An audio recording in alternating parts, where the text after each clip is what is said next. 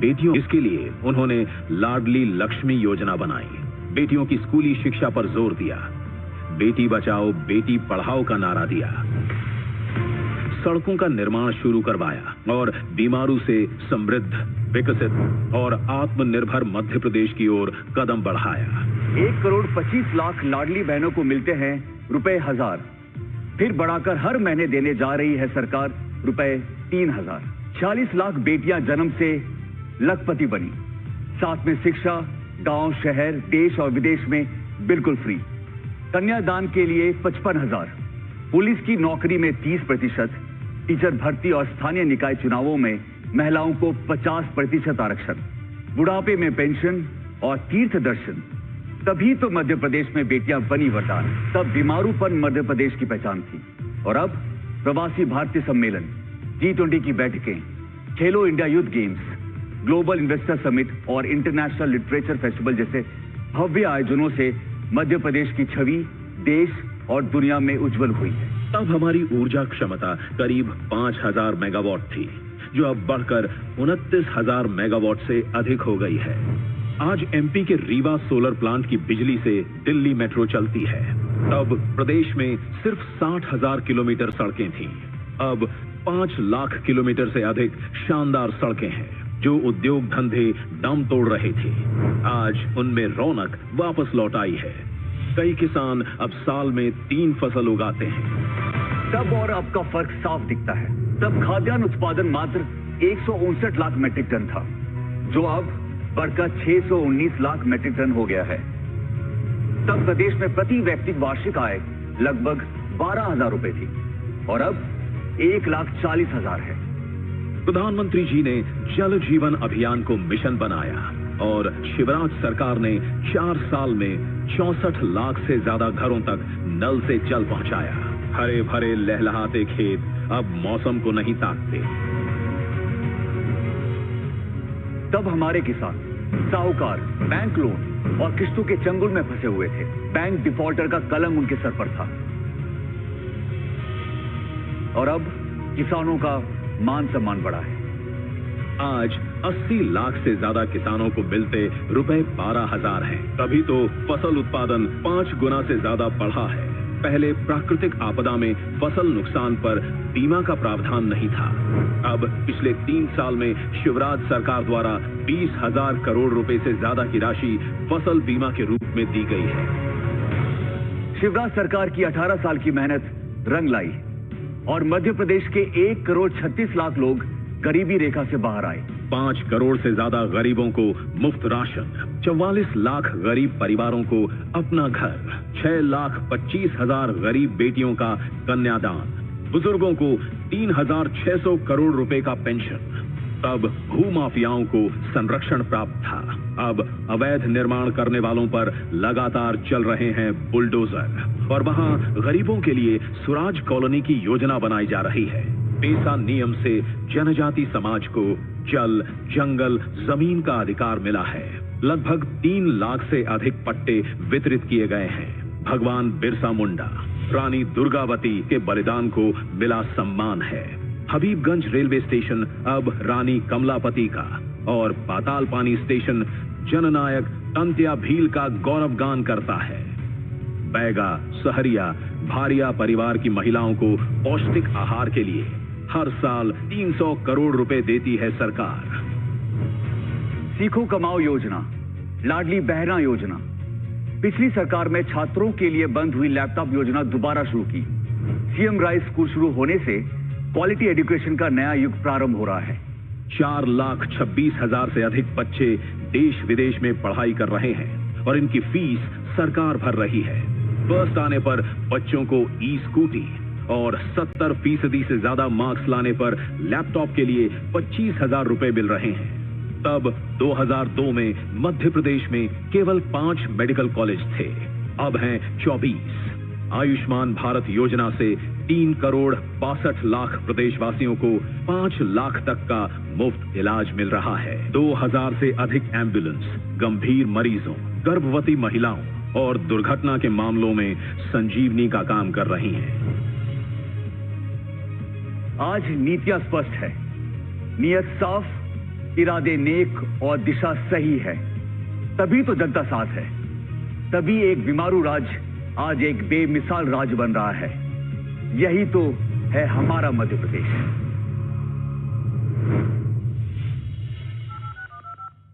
अभी हमने सरकार के 20 वर्षों के पर आधारित कार्यों की लघु फिल्म देखी। और आइए देवी सज्जनों, केंद्र सरकार द्वारा पिछले 9 वर्षों में मध्य प्रदेश के लिए जो कार्य किए गए हैं, इस पर एक लघु फिल्म निर्मित की गई है, उसका भी हम सभी अवलोकन करें। मध्य प्रदेश, यहाँ वो भी एक दौर था जब डकैतों का भय, गुंडागर्दी, भूमाफियाओं का आतंक था, जब किसानों के सर पर डिफॉल्टर का कलंक था। वैसे संसाधन तब भी थे, अब भी हैं, लेकिन तब नीयत नहीं थी। आज मध्य प्रदेश में एक नया दौर आया है, गरीब कल्याण बदलाव साथ लाया है। स्वागत है आपका हिंदुस्तान के दिल बेमिसाल मध्य प्रदेश में। प्रधानमंत्री नरेंद्र मोदी जी के नेतृत्व और मुख्यमंत्री शिवराज सिंह चौहान के प्रयासों से पिछले 20 सालों से मध्य प्रदेश निरंतर नए कीर्तिमान बना रहा है। पहले जिन गड्ढों में सड़कें हुआ करती थी, आज वहां मॉडर्न सड़कें हैं। पहले जहां 5186 किलोमीटर नेशनल हाईवे थे, वहां आज 13,248 किलोमीटर नेशनल हाईवे हैं। 15,892 करोड़ रुपए की लागत से 88,502 किलोमीटर सड़कें गांवों को तरक्की से जोड़ रही है। कभी डकैतों का गढ़ रहा चंबल आज नई गाथा लिख रहा है। वहां 5,000 करोड़ रुपए से 300 किलोमीटर लंबा चंबल एक्सप्रेस वे बन रहा है। मध्य प्रदेश आज नई और बड़ी मिसालें बनाने को तैयार है। तभी पहले की सरकार के 10 साल में मध्य प्रदेश को डेवलपमेंट के लिए मिले थे 1,99,000 करोड़ रुपए। वही मोदी सरकार ने केवल 9 सालों में उनके 4 गुना 8,33,000 करोड़ रुपए दिए हैं। बीते 9 वर्षों में रेलवे बजट 600 करोड़ से बढ़कर 13,000 करोड़ हुआ है। अमृत भारत स्टेशन योजना के तहत 982 करोड़ रुपए की लागत से 34 रेलवे स्टेशनों का कायाकल्प हो रहा है। 6,941 करोड़ रुपए की लागत से भोपाल में और 7,500 करोड़ रुपए की लागत से इंदौर में मेट्रो बन रही है और 4 नए इन्वेस्टमेंट कॉरिडोर आकार ले रहे हैं। आज नीयत साफ और इरादे नेक है, इसलिए सड़कों, पुलों, रेलवे से आगे निकलकर बदलाव जन जन तक पहुंच रहे हैं। आज 80 लाख से ज्यादा किसानों को सालाना 12,000 रुपए फसल बीमा से उनकी उपज की सुरक्षा हो रही है। मध्य प्रदेश का ये समय है गरीबों के सशक्तिकरण का, उत्थान का और उनके सम्मान का। आज घर घर 24 घंटे बिजली से रोशन है। लगभग 64 लाख घरों तक नल से जल पहुंच रहा है। 44 लाख से ज्यादा गरीब अपने पक्के घरों में सपने बुन रहे हैं। 82,20,000 महिलाओं की रसोई में धुआं नहीं, उज्ज्वला दिखती है। जहां शौचालय को कभी घर में बनाना भी पाप समझा जाता था, वो आज महिला सम्मान का पर्याय बन गया है। आयुष्मान भारत से 3 करोड़ 62 लाख परिवारों को 5 लाख तक का निःशुल्क उपचार।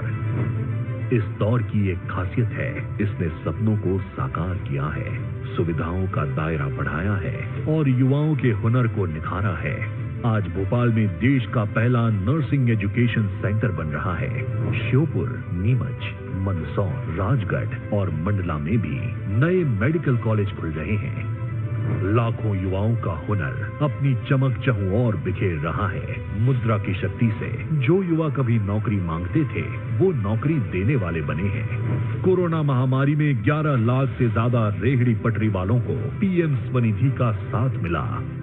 आज प्रधानमंत्री नरेंद्र मोदी के नेतृत्व में मध्य प्रदेश की सांस्कृतिक और आध्यात्मिक धरोहरों का भी पुनरुद्धार हो रहा है। महाकाल की नगरी उज्जैन में 705 करोड़ रुपए की लागत से महाकालेश्वर कॉरिडोर का कायाकल्प हो रहा है। उज्जैन स्टेशन से महाकाल कॉरिडोर तक रोपवे का निर्माण हो रहा है। 44 करोड़ रुपए की लागत से ओमकारेश्वर और 50 करोड़ रुपए से अमरकंटक को विकसित किया जा रहा है। स्वदेश दर्शन स्कीम के अंतर्गत मध्य प्रदेश में 350 करोड़ रुपए के कार्य पूर्ण कर दिए गए हैं। 7 शहर स्मार्ट सिटी के तौर पर विकसित किए जा रहे हैं। मोदी जी के नेतृत्व में आज मध्य प्रदेश ने ठान लिया है, एक नई उम्मीद के साथ आगे बढ़ना है, जन जन का जीवन आसान बनाना है। आत्मनिर्भर भारत के साथ मध्य प्रदेश को भी आत्मनिर्भर बनाना है। जय हिंद।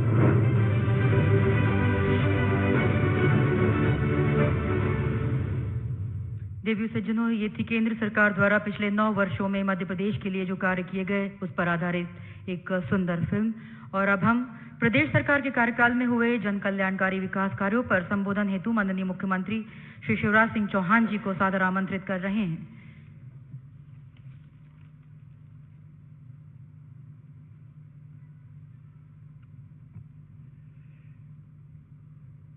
केंद्रीय गृह मंत्री, सहकारिता मंत्री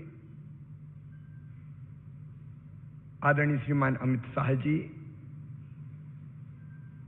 प्रदेश अध्यक्ष वीडी शर्मा जी, गृह मंत्री मध्य प्रदेश नरोत्तम जी और आदरणीय पत्रकार मित्रों, एक दौर था मध्य प्रदेश में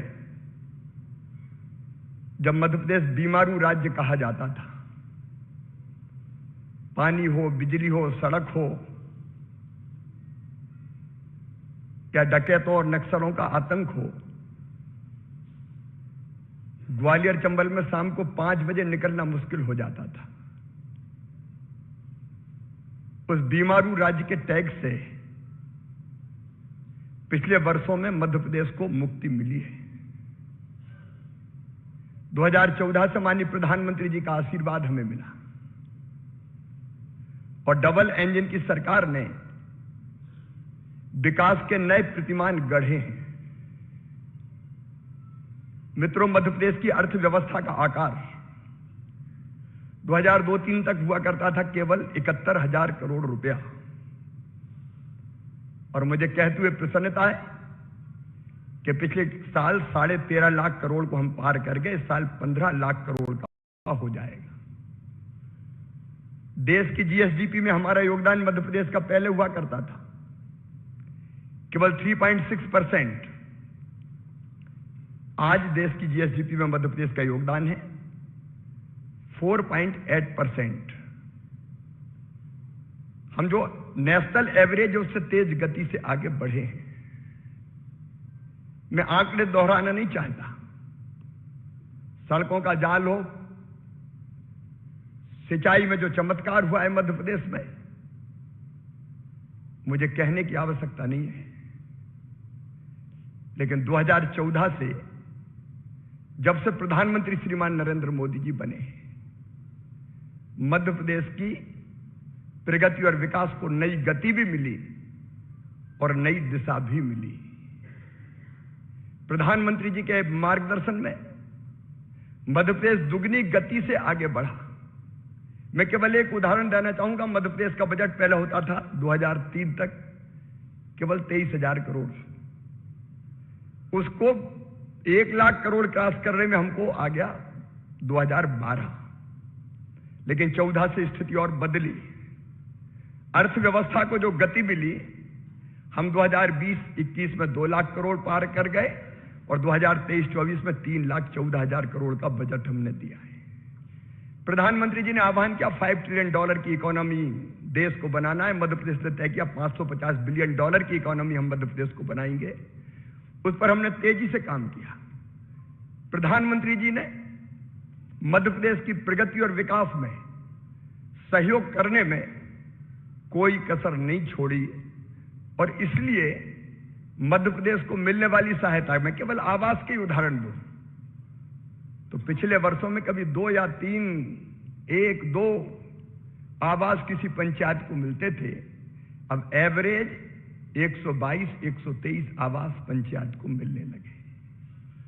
महिला सशक्तिकरण के नए दौर का प्रारंभ हुआ और आज आजादी के अमृतकाल में हमारा संकल्प है। अभी पर कैपिटा इनकम आपने देखी 1,40,000 हुई, हम उससे संतुष्ट नहीं है। पहले तो केवल 11,000 थी। अब ग्रोथ रेट अगर देखेंगे तो पहले नकारात्मक हुआ करती थी। बिफोर लास्ट ईयर हमारी थी 19% और इस साल 16% के ऊपर।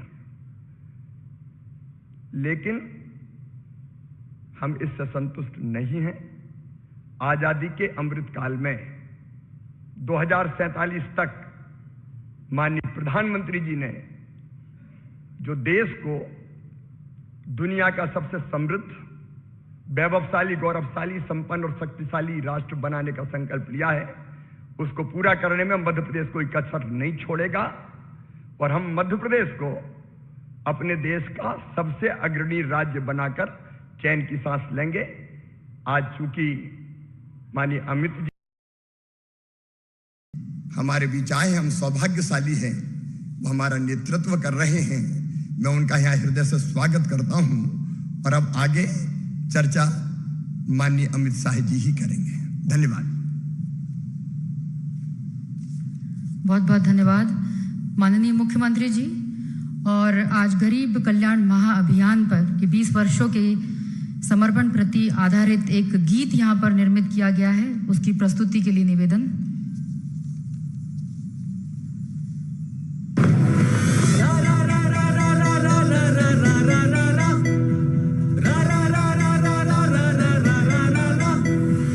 हम अंत्योदय के सपने अपनी आंखों में पाले हैं, हम गरीब कल्याण के हित में मेहनत करने वाले हैं। कभी खोखल किए न वादे, चट्टानों से अटल इरादे, की गरीब की दूर समस्या, 20 साल की कठिन तपस्या।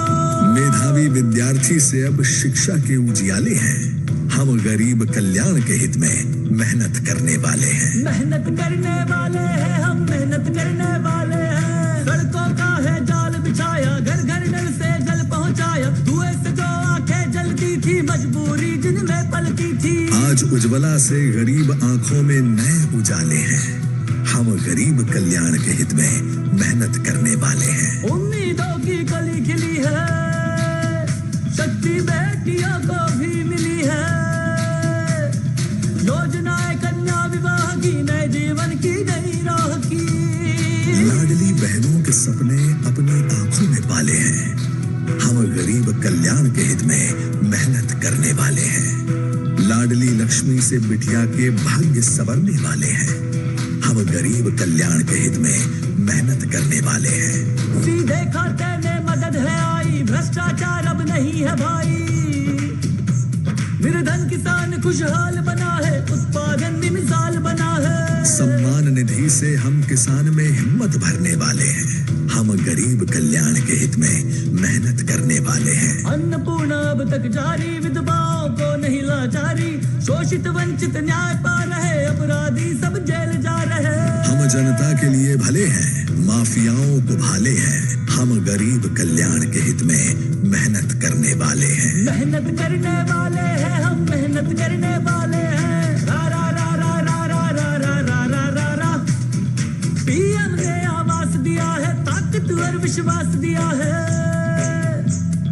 अब गरीब की अपनी छत है, सिर्फ छत नहीं ये हिम्मत है। हम गरीब के सर पर छत की छाया धरने वाले हैं, आयुष्मान कार्ड से सबके स्वास्थ्य सुधरने वाले हैं, हम गरीब कल्याण के हित में मेहनत करने वाले हैं। मेहनत करने वाले हैं, हम मेहनत करने वाले हैं। रा रा रा रा रा रा रा रा रा रा रा। बाल हृदय उपचार योजना एक नहीं है, हजार योजना। खेत सड़क योजना तड़क है, तीर्थ दर्शन से भी चमक है। हमने गरीब के अंधेरों में आशा के दीपक वाले हैं, हम गरीब कल्याण के हित में मेहनत करने वाले हैं। मेहनत करने वाले हैं, हम मेहनत करने वाले हैं। 20 साल का दृढ़ विकास है, तब जनता में जगी आस है, अभी विकास की और प्यास है, यही हमारा इतिहास है। जो सोचा था नहीं किसी ने काम, वो भी कर डाले हैं, हम गरीब कल्याण के हित में मेहनत करने वाले हैं। मेहनत करने वाले हैं, हम मेहनत करने वाले हैं, मेहनत करने वाले हैं, हम मेहनत करने वाले हैं। ये था गरीब कल्याण अभियान गीत की इसकी प्रस्तुति हम सभी ने देखी। और आइए देवी सज्जनों, अब गरीब कल्याण महाअभियान के अंतर्गत 20 सालों के रिपोर्ट कार्ड के विमोचन के लिए माननीय मुख्य अतिथि महोदय केंद्रीय गृह मंत्री जी से निवेदन कि कृपया इस रिपोर्ट कार्ड का विमोचन अपने कर कमलों से करने की कृपा करें। साथ में उपस्थित हैं माननीय मुख्यमंत्री जी, उनसे भी निवेदन माननीय प्रदेश अध्यक्ष जी, माननीय गृह मंत्री मध्य प्रदेश श्री नरोत्तम मिश्रा जी, सभी के हाथों से इस 20 सालों के रिपोर्ट कार्ड का विमोचन आज हमारे बीच गरीब कल्याण महाअभियान की शुभारंभ करने के लिए केंद्रीय गृह मंत्री आदरणीय श्री अमित शाह जी पधारे हैं। उनके हाथों से 20 सालों के रिपोर्ट कार्ड का विकास यात्रा का रिपोर्ट कार्ड का विमोचन यहाँ पे किया गया। बहुत बहुत धन्यवाद। और रिपोर्ट कार्ड के विमोचन के बाद आदरणीय देवी सज्जनों, केंद्र तथा राज्य सरकार की उपलब्धियों पर संबोधन हेतु करबद्ध निवेदन माननीय मुख्य अतिथि महोदय केंद्रीय गृह मंत्री माननीय श्री अमित शाह जी से कृपया अपने संबोधन से हम सभी को कृतार्थ करें।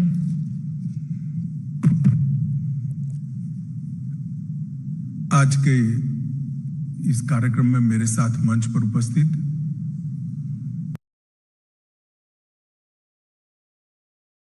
और बेहद मेहनती मुख्यमंत्री श्रीमान शिवराज सिंह जी, हमारे प्रदेश अध्यक्ष महोदय जी, मध्य प्रदेश के गृह मंत्री जी और उपस्थित सभी पत्रकार, छायाकार और प्रेस मीडिया के सभी भाइयों बहनों, आप सभी का स्वागत है। मुझे कोई संबोधन नहीं करना है, कुछ डिटेल देने का मैं प्रयास करूंगा। वैसे आप सब लोग ये सारी चीजों से अवगत हैं, परंतु किस होलिस्टिक अप्रोच के साथ हमने एक बीमारू राज्य को देश के सबसे विकसित राज्यों में 20 साल में पहुंचाने का प्रयास किया है और आगे आजादी के अमृत काल के समय में क्या दृष्टिकोण लेकर मध्य प्रदेश को भारतीय जनता पार्टी आगे ले जाना चाहती है। मोदी जी ने देश के मध्य भाग, उत्तरी छोर और पूर्वी क्षेत्र को विकास के थ्रस्ट एरिया के रूप में पहचान कर जो विशेष प्रयास किए हैं, इसकी भी बात मैं करना चाहूंगा। मित्रों, मध्य प्रदेश राज्य का गठन 1956 में हुआ। 56 के पहले विंध्य प्रदेश, मध्य भारत और भोपाल स्टेट, वहां पर भी कांग्रेस का शासन था और 50 से 2003 तक 53 वर्ष में 6-7 साल छोड़कर पूरा समय कांग्रेस का शासन रहा। मैं इसलिए बताना चाहता हूं कि आज जो लोग दावे कर रहे हैं, उनको सबसे पहले ये 53 साल का विकास का हिसाब देश की जनता के सामने, मध्य प्रदेश की जनता के सामने रखना चाहिए। कांग्रेस के शासन में 53 साल में मध्य प्रदेश को क्या विरोध मिला?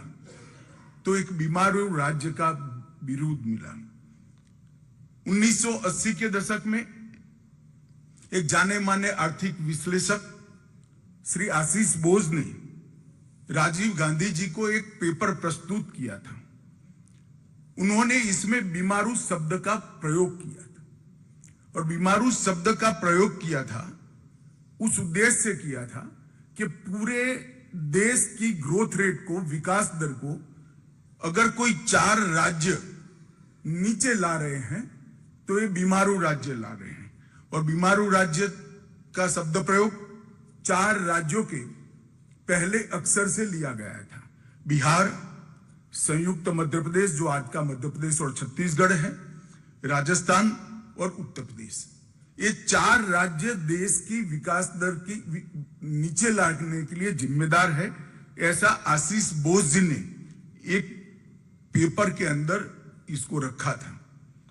और तब यूनाइटेड नेशंस और अंतरराष्ट्रीय सभी विकास दर के मानांक तय करने वाली सभी एजेंसियों में ये 4 राज्यों को राइट ऑफ स्टेट कर उल्लेख किया जाता है कि इसमें कुछ सुधर ही नहीं सकता है। ये 4 राज्य राइट ऑफ स्टेट माने जाते हैं और वो सभी सर्वेक्षणों ने भी ये बीमारू राज्य को भारत के ग्रोथ की बाधा के रूप में वर्णित किया गया। 2003 में श्रीमान बंटाधार की सरकार को हटाकर मध्य प्रदेश की जनता ने एक ऐतिहासिक निर्णय दिया। उमा भारती जी के नेतृत्व में भारतीय जनता पार्टी की सरकार बनी। उसके बाद उमा भारती जी, बाबूलाल जी और 2005 से अब तक श्रीमान शिवराज सिंह जी के नेतृत्व में भारतीय जनता पार्टी ने ये बीमारू शब्द से मध्य प्रदेश को मुक्ति दिलाने का काम किया है। बीते 20 साल गरीबी से मुक्ति का सुवर्ण काल मध्य प्रदेश में साबित हुआ है और आगामी 25 साल में संपूर्ण विकसित राज्य बनाने की नींव डालने का काम ये 20 साल के अंदर हुआ है। इसके साथ साथ आत्मनिर्भर मध्य प्रदेश बनाने की नींव डालने का भी काम हुआ है। चाहे स्वास्थ्य का क्षेत्र हो, औद्योगिक विकास हो, इरिगेशन का रकबा हो, कृषि विकास हो, युवाओं के लिए पढ़ाई लिखाई के सभी आयाम मध्य प्रदेश में ही उपलब्ध करने हो, अपनी स्वभाषा में मेडिकल और इंजीनियरिंग की पढ़ाई लिखाई करनी हो, हर दृष्टि से एक आत्मनिर्भर मध्य प्रदेश बनाने का एक नींव डालने का काम ये 20 साल में हुआ है। और मैं मध्य प्रदेश की 9 करोड़ की जनता को भरोसा दिलाने आया हूं कि आने वाले अमृत काल का समय मध्य प्रदेश को देश के सबसे विकसित राज्यों की श्रेणी में रखने के लिए और संपूर्ण आत्मनिर्भर राज्य बनाने की दिशा में हम काम करेंगे। जो मध्य प्रदेश कभी बीमारू कहा जाता था उसको अब बेमिसाल विकास का राज्य कहा जाता है। जो कभी बंटाधार माना जाता था वो आज हर क्षेत्र में बुलंदियों पर खड़ा है। हर क्षेत्र को पिछड़ा माना जाता था, आज विकास के दृष्टि से हर पैरामीटर में मध्य प्रदेश आगे दिखाई पड़ता है। और कभी जिसको बर्बाद कर राइट ऑफ किया गया था वो आज समृद्ध और खुशहाल राज्यों की श्रेणी में आया है। 20 साल में बिजली, पानी, सड़क, शिक्षा, स्वास्थ्य, अर्थव्यवस्था, सुशासन और कानून और व्यवस्था, ये सारे पैरामीटर्स के अंदर आमूल चूर परिवर्तन किया है। चाहे बुंदेलखंड हो या बघेलखंड, निमाड़ हो या मालवा, ग्वालियर चंबल हो या महाकौशल, भोपाल से लेकर प्रदेश की हर चौपाल तक खुशहाली और विकास को पहुंचाने का काम भारतीय जनता पार्टी की सरकार ने किया है। और इस 20 साल में 10 साल डबल इंजन की सरकार है। 2014 में मोदी जी की सरकार बनी और मोदी जी ने मध्य प्रदेश को काफी कुछ दिया है, मन खोल कर दिया है। और मध्य प्रदेश की जनता ने भी मोदी जी के हर पहल का जवाब झोलियां भर भर कर वोटें देकर, सीटें देकर निभाया है। 2014 में 29 में से 27 सीटें लोकसभा की भारतीय जनता पार्टी जीती। 29 में से हम 28 सीटें जीते। और मैं विश्वास के साथ कह रहा हूं, 1 सीट की कमी है। 2024 में भी वो 1 सीट की कमी भी मध्य प्रदेश की जनता हम पर कृपा कर पूरी कर देगी, इसका मुझे विश्वास है। मैं मध्य प्रदेश की जनता को कहने आया हूं कि अगला चुनाव है वो बंटाधार की ओर से विकसित मध्य प्रदेश बनाने का चुनाव है। बीमारू की ओर से सर्वोच्च स्थान पर बैठे हुए मध्य प्रदेश को बनाने का चुनाव है। और आगामी चुनाव गरीबी से संपूर्ण मुक्ति का चुनाव है। मोदी जी के नेतृत्व में यहां पर शिवराज जी ने जिस प्रकार से मोदी जी की हर योजना को नीचे पहुंचाया है, वो आने वाले समय में ये नींव पर हम एक बहुत बड़ी इमारत खड़ी करने जा रहे हैं। इसलिए मध्य प्रदेश की 9 करोड़ की जनता की आशीर्वाद की हम कामना करते हैं। मोदी जी के समय में 60 करोड़ से ज्यादा गरीबों का, भारतीयों का जीवन स्तर उठाने का काम हुआ है। 14 करोड़ लोग यानी 10 करोड़ भारतीय गरीबी रेखा से ऊपर आ चुके हैं। और आजादी के बाद ऐसा समय कभी नहीं आया कि एक 10 साल के समय में 10% लोग, आबादी के 10%, गरीबों के नहीं कहता, गरीबों की गिनेंगे तो 15%, 10% लोग गरीबी रेखा के ऊपर आए हैं और इसीलिए मोदी जी को गरीब कल्याण का पुरोधा मानते हैं गरीब, और इसका मैक्सिमम फायदा जो 2-3 राज्यों को मिला है उसमें से एक हमारा 9 करोड़ की आबादी वाला मध्य प्रदेश है और उन्होंने हर क्षेत्र में प्रगति की है।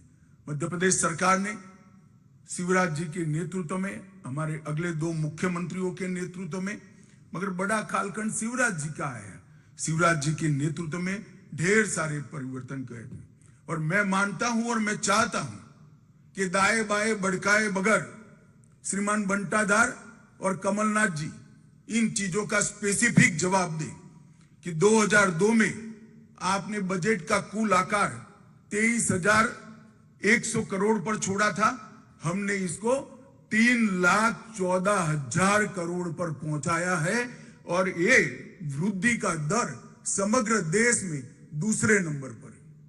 इसका जवाब कांग्रेसियों ने देना चाहिए। प्रदेश का शिक्षा का बजट 2,456 करोड़ से 38,000 करोड़ पर पहुंचा है। जिस प्रदेश की सरकार बजट में शिक्षा पर उचित भार न रखे वो नए प्रदेश का निर्माण, विकसित प्रदेश का निर्माण नहीं कर सकती। भारतीय जनता पार्टी की सरकारों ने इस चीज को पहचान कर इसको अमल में लाए हैं। स्वास्थ्य का बजट लगभग 580 करोड़ था, आज 16,000 करोड़ पर स्वास्थ्य का बजट करा है और मोदी जी की प्रधानमंत्री आयुष्मान भारत योजना इसके अंदर नहीं है। सर्व शिक्षा अभियान का बजट जो प्राथमिक शिक्षा को इंगित करता है 844 करोड़ से 7,000 करोड़, लगभग 6650 करोड़ और मध्याह्न भोजन को गिन ले तो 7,000 करोड़ को क्रॉस किया है। SC, ST और OBC का बजट बंटाधार जब छोड़कर गए तब केवल और केवल 1,056 करोड़ था और मैं चाहूंगा कि श्रीमान बंटाधार और कमलनाथ जी इसका जवाब दें। SC, ST और OBC मिलकर बहुत बड़ी जनसंख्या मध्य प्रदेश की आबादी की होती है। आप सिर्फ 1,056 करोड़ खर्च करते थे, भारतीय जनता पार्टी की सरकारों ने 1,056 करोड़ से बढ़ाकर 64,390 करोड़ तक इसको पहुंचा है। प्रति व्यक्ति आय जो राज्य के सर्वांगीण विकास के लिए द्योतक होती है, आप 11,700 रुपया छोड़कर गए थे। भारतीय जनता पार्टी ने 11,700 रुपये से बढ़ाकर मध्य प्रदेश की प्रति व्यक्ति आय को 1,40,000 रुपया करने का काम किया है। मैं मित्रों शिवराज जी को यहां पर बहुत मन से साधुवाद देना चाहता हूं। 11,700 से 1,40,000 तक प्रति व्यक्ति आय पहुंचाना सारे पैमानों का रिकॉर्ड तोड़ने वाला विकास है। मोदी जी और शिवराज जी की जोड़ी ने मध्य प्रदेश को यहां तक पहुंचा है। MSME जो रोजगारी के लिए महत्वपूर्ण है, सालाना रजिस्ट्रेशन उस वक्त 4,297 उद्योगों का होता था और अब 3,61,545 उद्योगों का रजिस्ट्रेशन होता है।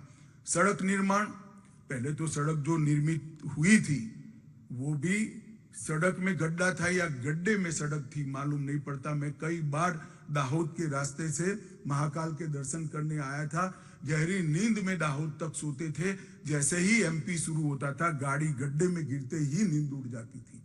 मगर ऐसी भी 60,000 किलोमीटर सड़कें थी, इसकी जगह सड़कें हुआ करती थी। 10,000 किलोमीटर सड़कें ग्रामीण सड़कों को मिलाकर यहाँ बनाई दी गई है। 8 गुना से ज्यादा सड़कों का निर्माण हुआ है।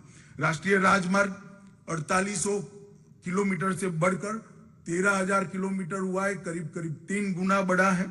कृषि विकास दर 6.5 गुना बढ़ी है।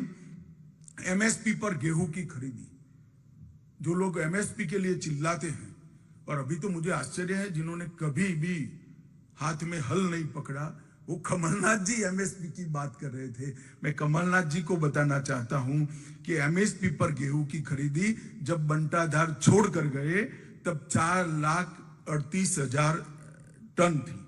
सिर्फ गेहूं की खरीदी में कहता हूं 4,38,000 टन। आज वो 70,00,000 96,000 मेट्रिक टन पहुंची है। क्या गुमराह करें आप किसानों को?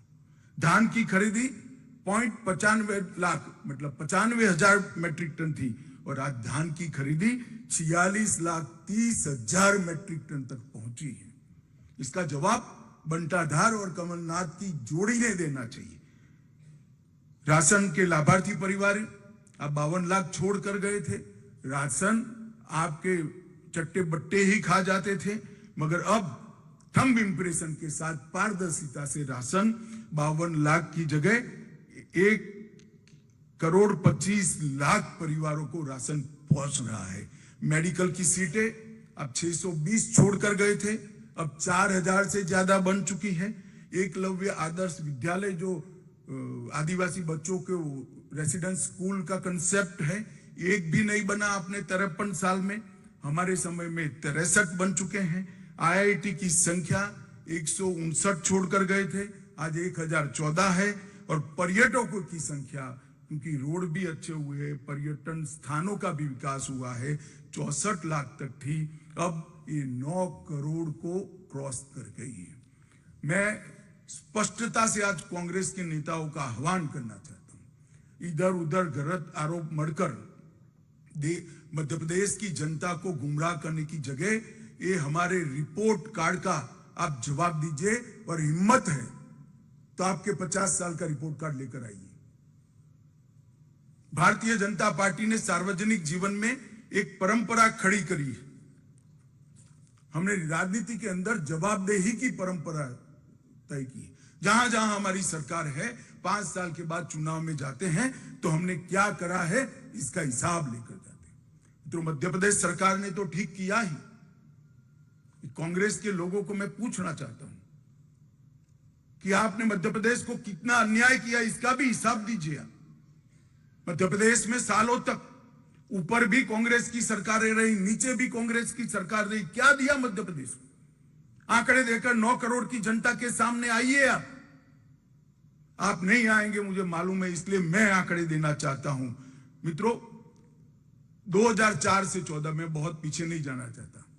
जब सोनिया मनमोहन सरकार थी, 10 साल मध्य प्रदेश में उनकी सरकार चली, मध्य प्रदेश को 1,98,000 करोड़ रुपया दिया, सिर्फ 1,98,000 करोड़ रुपया 10 साल में। और मोदी जी की सरकार 9 साल 2014 से 23 का 8,33,000 करोड़ रुपया मोदी जी ने देने का काम मध्य प्रदेश को दिया है। और मैं तो ये डेवोल्यूशन फंड और ग्रांट इन एड की ही बात करता हूं। विकास की अनेक परियोजनाएं जो आई हैं, जो और लाखों करोड़ का हिसाब है, हर गरीब के घर में लाभ पहुंचे हैं, जिसका हिसाब भी लाखों करोड़ का होने जा रहे हैं, इसकी बात नहीं करता। मैं डिवोल्यूशन फंड और ग्रांट इन एड की ही बात कर रहा हूं। और मेरा फिर से एक बार आग्रह है, और पत्रकार मित्रों से भी आग्रह है, हमसे जो नाराजगी हो, मगर एक सवाल तो बंटाधार और कमलनाथ को पूछने का बनता है कि भाई इसका रिपोर्ट कार्ड जरा आप पेश करिए, आपका हिसाब पेश करिए। मित्रों, किसान सम्मान निधि 91 लाख किसानों को फायदा मिलता है, 19,000 करोड़ का फायदा अब तक पहुंच चुका है। ये मोदी जी ने जो सारी योजनाएं बनाई हैं, नीचे तक डबल इंजन की सरकार ने पहुंचाई, और मोदी जी ने भी योजनाएं बनाने में भी कमी नहीं छोड़ी, और योजनाओं के ऊपर किसी भी प्रकार की कटौती नहीं रखी, लक्ष्यांक नहीं रखा है। संपूर्ण सैचुरेशन ही मोदी सरकार का लक्ष्यांक है। पहले क्या आता था, टुकड़े टुकड़ों में विकास होता था। भाई 25,000 शौचालय बनाने हैं, अब आता है कि हर घर में शौचालय होना चाहिए। 10,000 घरों में बिजली पहुंचानी है, अब मोदी जी कहते हैं हर घर में बिजली होनी चाहिए। हर गरीब को घर मिलना चाहिए, हर गरीब के घर में पीने का पानी मिलना चाहिए, हर गरीब के घर में गैस का सिलेंडर पहुंचना चाहिए। संपूर्ण सैचुरेशन की दिशा में गरीब कल्याण का कंसेप्ट स्वतंत्र भारत में अगर किसी ने किया है तो हमारे प्रधानमंत्री नरेंद्र मोदी जी ने किया है, और इसीलिए मोदी जी को बार बार जनादेश प्राप्त होता है। फसल बीमा 25,000 करोड़ का फायदा मिला है। जल जीवन मिशन 1.2 करोड़ घर और 60 लाख कनेक्शन अब तक पहुंच चुके हैं। आयुष्मान भारत योजना लगभग 3.6 करोड़ लाभार्थी हैं, इसमें से 30 लाख लाभार्थियों ने अपने ऑपरेशन करा चुके हैं। लगभग 80 लाख शौचालयों का निर्माण पूरा हो चुका है। अन्न योजना लगभग 1.2 करोड़ कार्ड में 5.1 करोड़ लाभार्थियों को प्रति व्यक्ति प्रति माह 5 किलो अनाज फ्री ऑफ कॉस्ट दे दिया जा रहा है। लगभग 10,87,000 गैस के सिलेंडर बांटे हैं, जिसमें से 1,20,000 SC और ST है। प्रधानमंत्री आवास योजना 42 लाख लोगों को घर दिया गया है। संस्थाएं भी दी है। भारतीय सूचना प्रौद्योगिकी संस्था IIIT, राष्ट्रीय डिजाइन संस्था NID भी देने का काम किया है। राष्ट्रीय राजमार्गों के निर्माण में 4,000 किलोमीटर के नए राजमार्ग दिए हैं, जो कांग्रेस के कुल शासन से ज्यादा हैं। लगभग 5400 अरब रुपये से तैयार होने वाली दिल्ली मुंबई औद्योगिक कॉरिडोर, इसमें इंदौर शहर को शामिल किया गया है। 31,000 करोड़ की लागत से 906 किलोमीटर लंबा नर्मदा एक्सप्रेसवे का विचार किया है।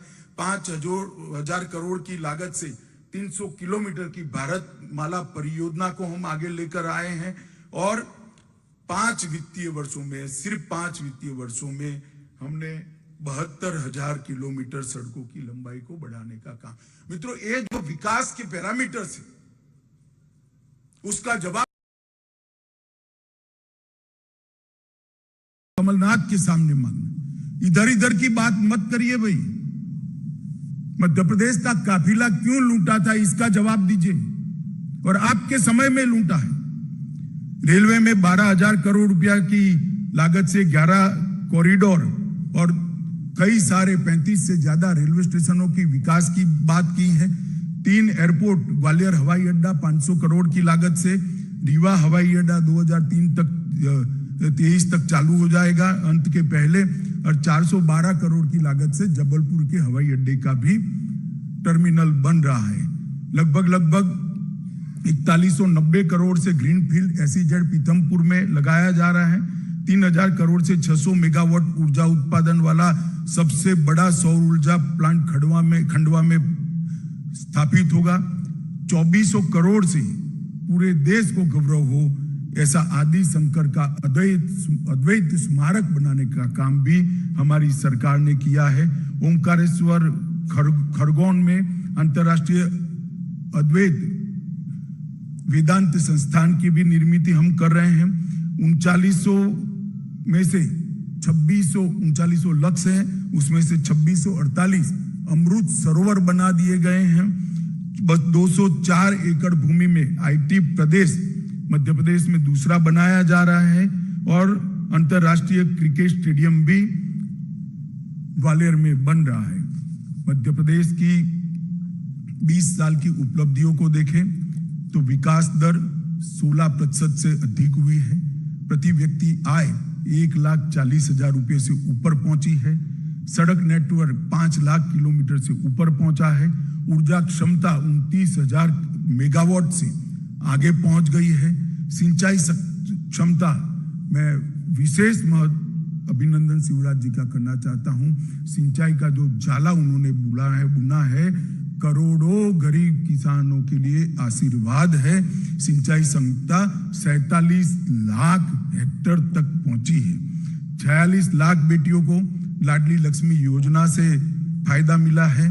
53 लाख से अधिक महिलाओं को स्व सहायता समूहों से हमने फायदा पहुंचाया है। उज्जैन में महाकाल महालोक का निर्माण किया है। ओंकारेश्वर में जैसे मैंने आगे बताया एकात्म धाम बनाया है। भोपाल और इंदौर में मेट्रो रेल को सफलता से रोल आउट किया है। मेडिकल कॉलेजों की संख्या 24 तक पहुंच चुकी है। इंजीनियरिंग, पॉलिटेक्निक और मेडिकल की पढ़ाई लिखाई हिंदी भाषा में शुरू कर गरीब बच्चों के लिए एक लघुता ग्रंथि के निवारण का एक बहुत बड़ा माध्यम हमारी सरकार ने बनाया है। ट्राइबल के लिए पेशा कानून को हमने प्रस्तावित करने की देश भर में दूसरा ही राज्य है जहां शुरुआत हुई है। गरीबों ट्राइबल्स के सम्मान के लिए हमने स्वतंत्रता संग्राम संग्रहालय से लेके कई बड़े बड़े स्थानों पर हमारे प्रातस्मरणीय ट्राइबल नेताओं के नामों को जोड़ा है। और आज देश में सबसे बड़े फेवरेट इन्वेस्टमेंट डेस्टिनेशन के रूप में मध्य प्रदेश चिन्हित हो चुका है। मित्रों, बीच में 15 महीने कांग्रेस की सरकार भी रही। एक प्रकार से मध्य प्रदेश की 9 करोड़ की जनता के लिए ये 15 महीने का कांग्रेस का शासन तुलनात्मक अभ्यास के लिए, कंपैरेटिव स्टडी के लिए उपलब्ध है। क्या किया इन्होंने 15 महीने? और मैं फिर से कहता हूं, श्रीमान बंटाधार और कमलनाथ ने इधर उधर की बात करे बगैर इसका जवाब देना चाहिए। आपने मोदी जी और शिवराज जी ने जो गरीब कल्याण की योजनाएं चालू की थी, सब योजनाओं को या तो बंद कर दिया या इसका पोषण करना बंद कर उसको लंगड़ी कर दी। गरीब कल्याण की पूरी हमारी मूवमेंट को कांग्रेस ने लंगड़ा करने का काम किया, अपाहिज करने का काम किया। और ये कमलनाथ जी की सरकार को सोशल मीडिया वाले करप्शन नाथ की सरकार कहने लगी। इस प्रकार का काम हुआ। इस्तीफे की 15 मिनट पहले कभी कोई मुख्यमंत्री साइन नहीं करता। 63,000 करोड़ के मोबाइल का घोटाले के आरोप पर साइन हुआ। 350 करोड़ का मोजर बेयर घोटाला हुआ। 24 करोड़ का अगस्ता वेस्टलैंड घोटाले से वो जुड़े हुए हैं। 600 करोड़ के इफ्को घोटाले के से जुड़े हुए हैं। 25,000 करोड़ के कर्ज माफी में भी ढेर सारे घुपले हुए हैं। 1178 किलो बोनस में भी वादे को नहीं निभाया गया। सहरिया, भरिया और बेगा समुदाय की महिला को आहार अनुदान योजना जो शुरू की थी उसको भी बंद कर दिया। और 800 से ज्यादा ट्रांसफर कर फिर से एक बार मध्य प्रदेश में ट्रांसफर इंडस्ट्री बड़े पैमाने पर लगाने का काम ये कमलनाथ सरकार ने किया था। उन्होंने अपने 1.5 साल का 15 महीने की शासन का जवाब मध्य प्रदेश की जनता को जरूर करना चाहिए। पॉलिटिकल वेंडेटा को तहसील तक पहुंचाने के अलावे उन्होंने कुछ नहीं किया। गरीब कल्याण की योजनाओं को बंद करने के अलावे कुछ नहीं किया। मित्रों, आपके माध्यम से मैं मध्य प्रदेश की 9 करोड़ की जनता को ये कहने आया हूं, मोदी जी ने एक आत्मनिर्भर भारत के निर्माण का, संपूर्ण विकसित भारत के निर्माण का बीड़ा उठाया है। देश भर में आमूलचूल परिवर्तन हुआ है। देश की अर्थव्यवस्था 11वें नंबर पर थी, अब 5वें नंबर पर पहुंच चुकी है। लगभग 14 करोड़ लोग गरीबी की रेखा से ऊपर उठकर आ गए हैं। क्लाइमेट चेंज के क्षेत्र में आज भारत विश्व का नेतृत्व कर रहा है। जीरो टॉलरेंस टुवर्ड्स टेररिज्म के क्षेत्र में भी भारत विश्व का नेतृत्व कर रहा है और ग्लोबल नैरेटिव सेट कर रहा है। G20 भारत की संस्कृति, भारत के विकास और भारत के भविष्य को दुनिया भर में पहुंचाने वाला एक बड़ा जरिया बना है। पहली G20 समिट है। कांग्रेस के कई नेता कहते कि कई देशों में G20 समिट हुई, मगर ये पहली समिट है जिसमें सभी प्रदेशों को मौका मिला है। कांग्रेस के प्रदेश हैं, शासित प्रदेश है, उनको भी मिला है और 59 स्थानों पर विश्व भर के नेताओं को पहुंचाने का काम किया है।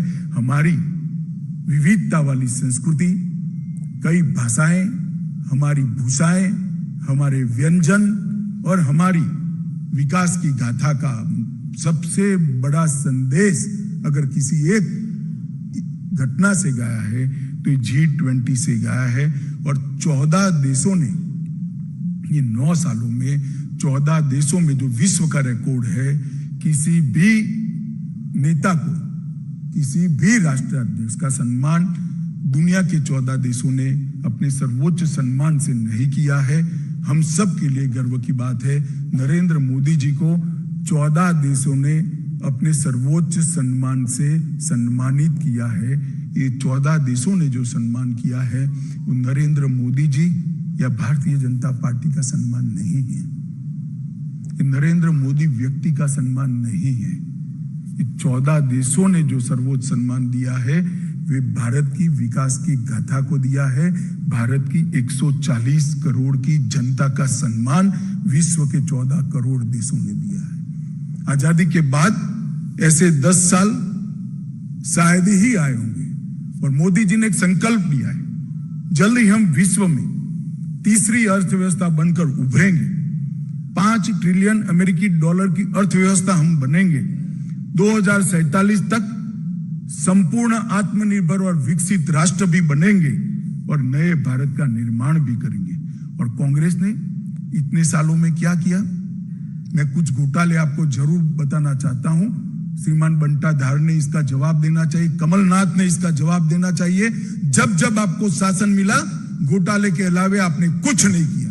आपने बोफोर्स को घोटाला किया, 2G स्पेक्ट्रम का घोटाला किया, सत्यम का घोटाला किया, कॉमनवेल्थ गेम का घोटाला किया, कोयले का घोटाला किया, चॉपर का घोटाला किया, टाटा ट्रक का घोटाला किया, टेट्रा ट्रक का घोटाला किया, वोट के बदले नोट का घोटाला किया, आदर्श हाउसिंग का घोटाला किया, नेशनल हेराल्ड का घोटाला किया, DLF घोटाला किया, चारा घोटाला किया, खाद्य सुरक्षा बिल का घोटाला किया, गाजियाबाद प्रोविडेंट फंड का घोटाला किया, हर्षद मेहता का शेयर बाजार का घोटाला किया, हसन अली का हवाला कांड किया, IPL का घोटाला किया, LIC हाउसिंग का घोटाला किया, मधु कोड़ा काउंड किया, राफेल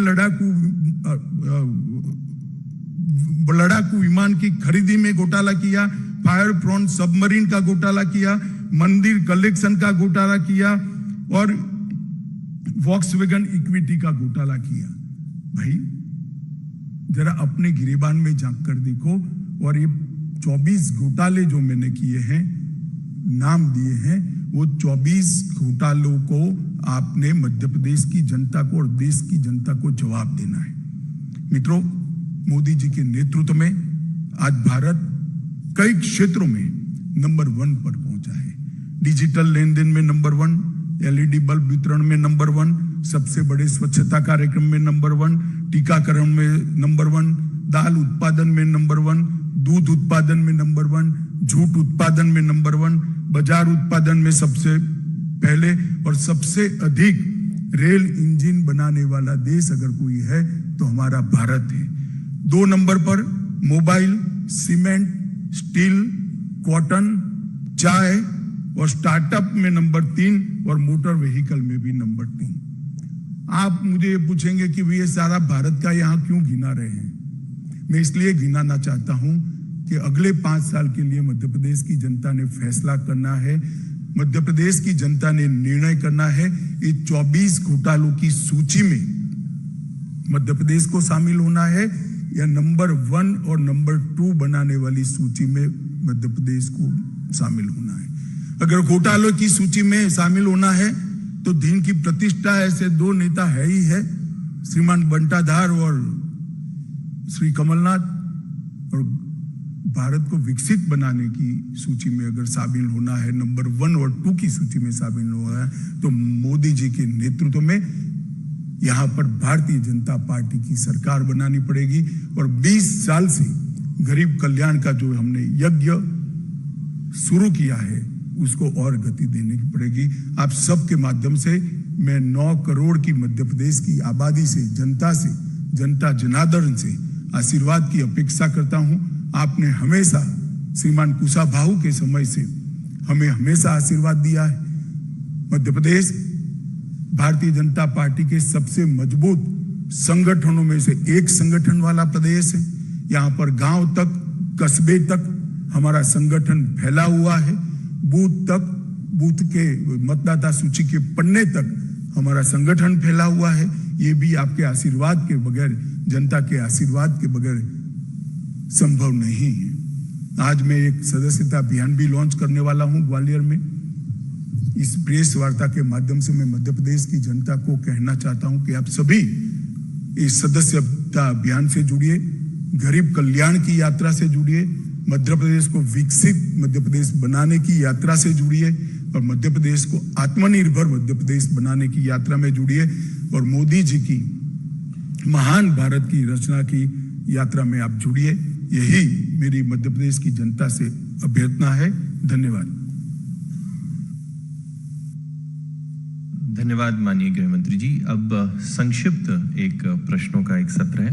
मैं सभी मूर्धन्य और महनीय बंधुओं से आग्रह करूंगा कि सबसे पहले अपना नाम और अपने संस्थान का नाम करके माननीय गृह मंत्री जी को अपना प्रश्न संबोधित करें। जी जी। जी जी जी, एक एक करके सरवन जी, 1 मिनट। शरद जी का प्रश्न, आदरणीय शरद जी। 1 सेकंड, इतने छोटे फोरम में डिसिप्लिन रह ही सकती है, आप जरा भी चिंता मत करें, मैं सबका जवाब दूंगा। बताइए आप।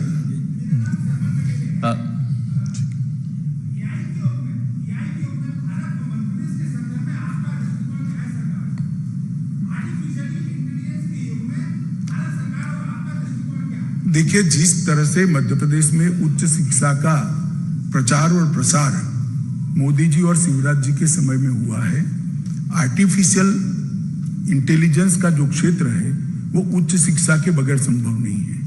तो आर्टिफिशियल इंटेलिजेंस के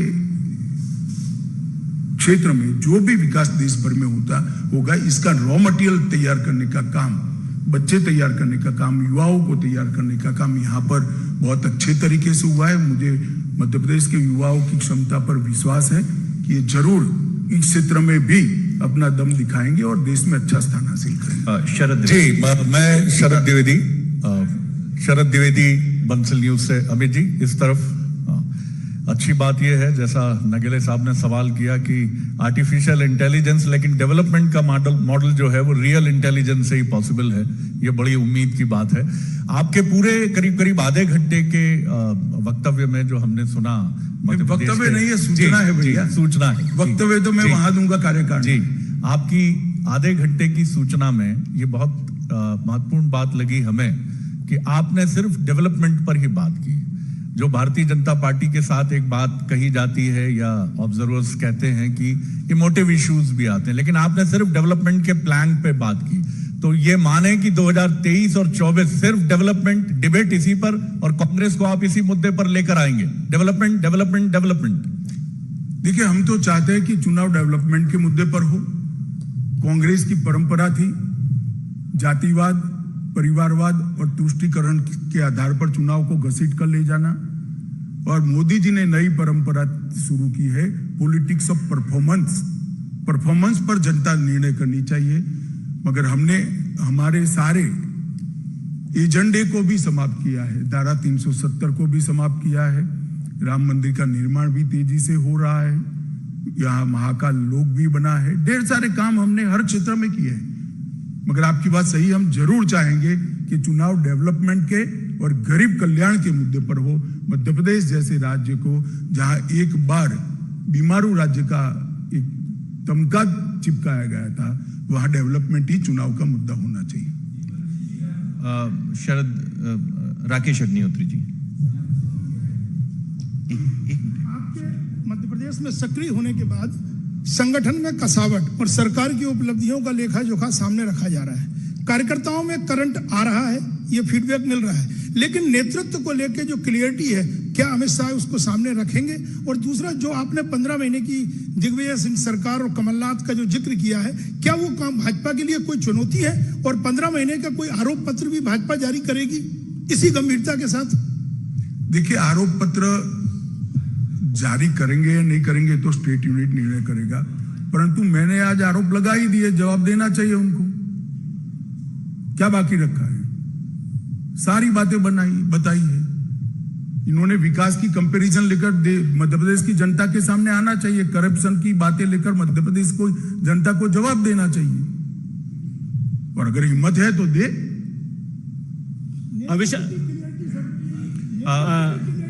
रविंद्र जैन जी। गृहमंत्री जी, मैं रविंद्र जैन हूं और अग्निवाड़ में यहाँ संपादक हूं। आपने आज कहा अभी कि मध्य प्रदेश के मुख्यमंत्री अति मेहनती, जो आपने उल्लेख किया, निश्चित तौर पर परिश्रमी। क्या यह सही है कि अगले चुनाव में यदि आपको बहुमत मिलता है तो शिवराज जी ही मुख्यमंत्री रहेंगे? देखो भैया, ऐसा है, शिवराज जी मुख्यमंत्री है ही, और पार्टी का काम आप क्यों करने लगे हो? हमारी पार्टी का काम है, हम तय करेंगे। चलिए, अमित शाह जी, अभी शिवराज जी मुख्यमंत्री ही है, और हम चुनाव में हैं, पार्टी का काम करेगी। मेरा आप सभी से अनुरोध है कि मोदी जी और शिवराज जी के नेतृत्व में जो कुछ हुआ है, कृपया जनता पर पहुंचाइए, तो विकास का एजेंडे पर चुनाव सेटराइट हो, और कांग्रेस भी अपने विकास की बात करती है तो उसको भी पहुंचाइए। अनिल गुप्ता जी, अनिल जी,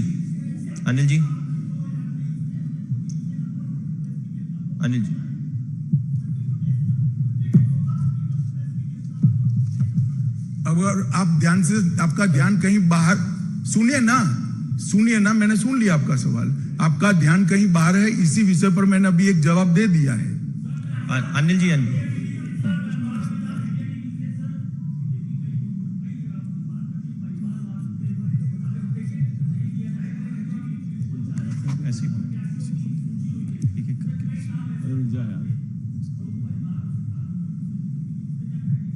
देखिए, परिवारवाद की बात हम जो करते हैं, पार्टी की मलकियत की बात करते हैं। आप क्या कह सकते हैं कि भारतीय जनता पार्टी मध्य प्रदेश की मलकियत कोई परिवार की है? आप मुझे बताइए, समाजवादी पार्टी उत्तर प्रदेश, मैं नेताओं के नाम लेना नहीं चाहता, Congress party, DMK party, Shiv Sena, Uddhav गुट, परिवारवाद का मतलब है सरकार और शासन में एक ही परिवार के व्यक्ति आएंगे, इसका नाम परिवार है। कहीं इक्का दुक्का किसी के परिवारजन को योग्यता के आधार पर टिकट दिया, इसको करके आप परिवारवाद का मुद्दा डाइल्यूट मत करिए।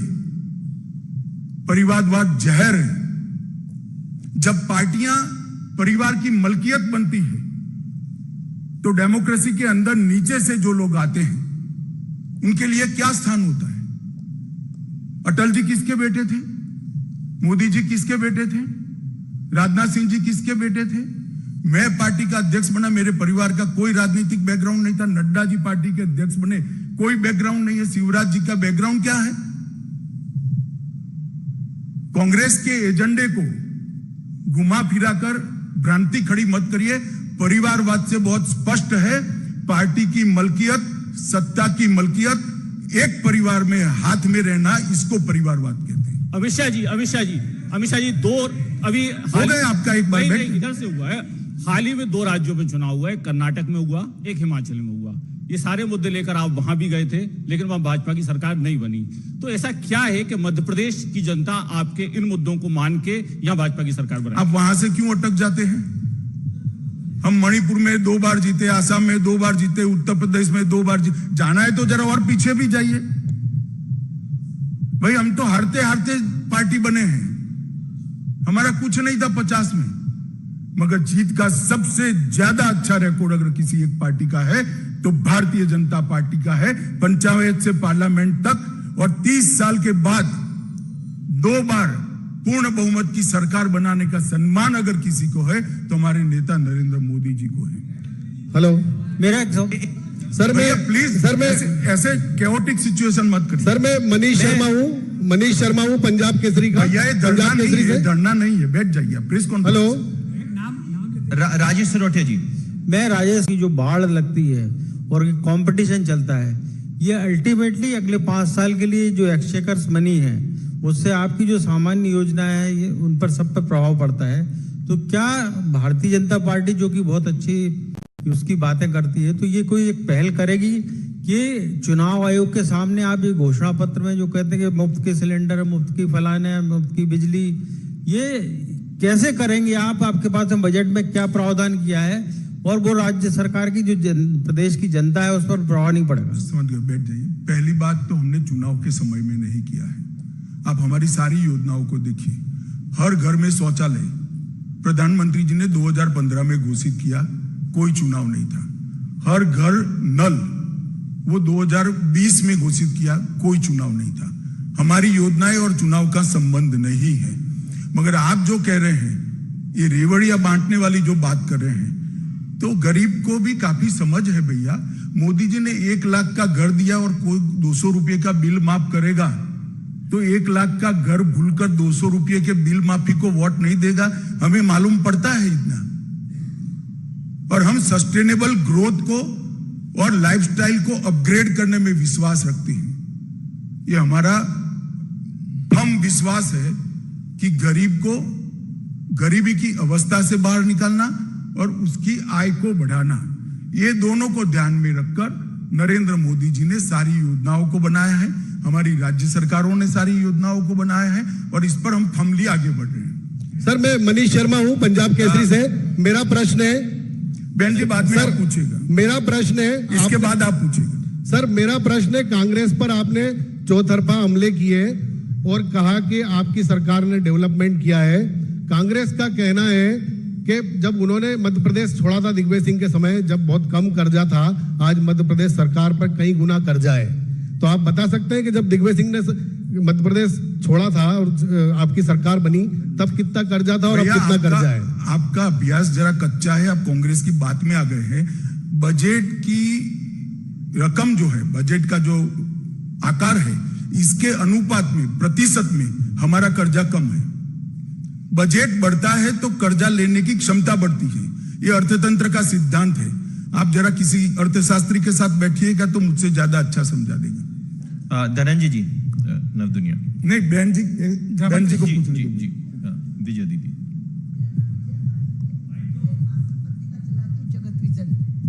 और कुछ पोस्ट वगैरह भी लिखती हूँ। अमित शाह जी, अभी आपने कहा कि शिवराज जी के इसमें 20 साल में बहुत विकास हुआ, विकास की गंगा बह गई।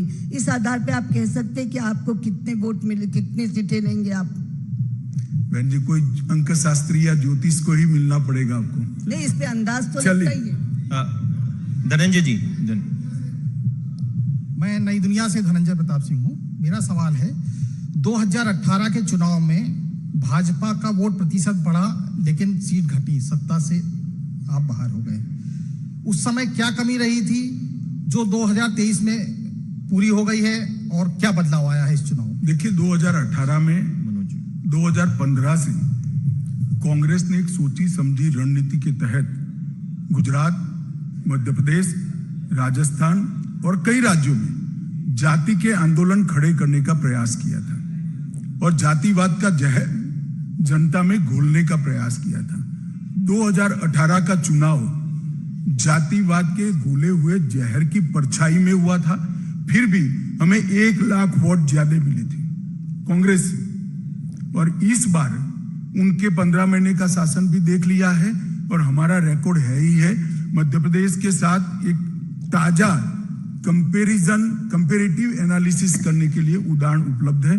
हमें पूरा भरोसा है कि आज देश की जो राजनीतिक स्थिति है, मध्य प्रदेश की जो राजनीतिक स्थिति है, हम बहुत बड़े बहुमत के साथ मध्य प्रदेश में सरकार बनाने जा रहे हैं। मनोज शर्मा जी।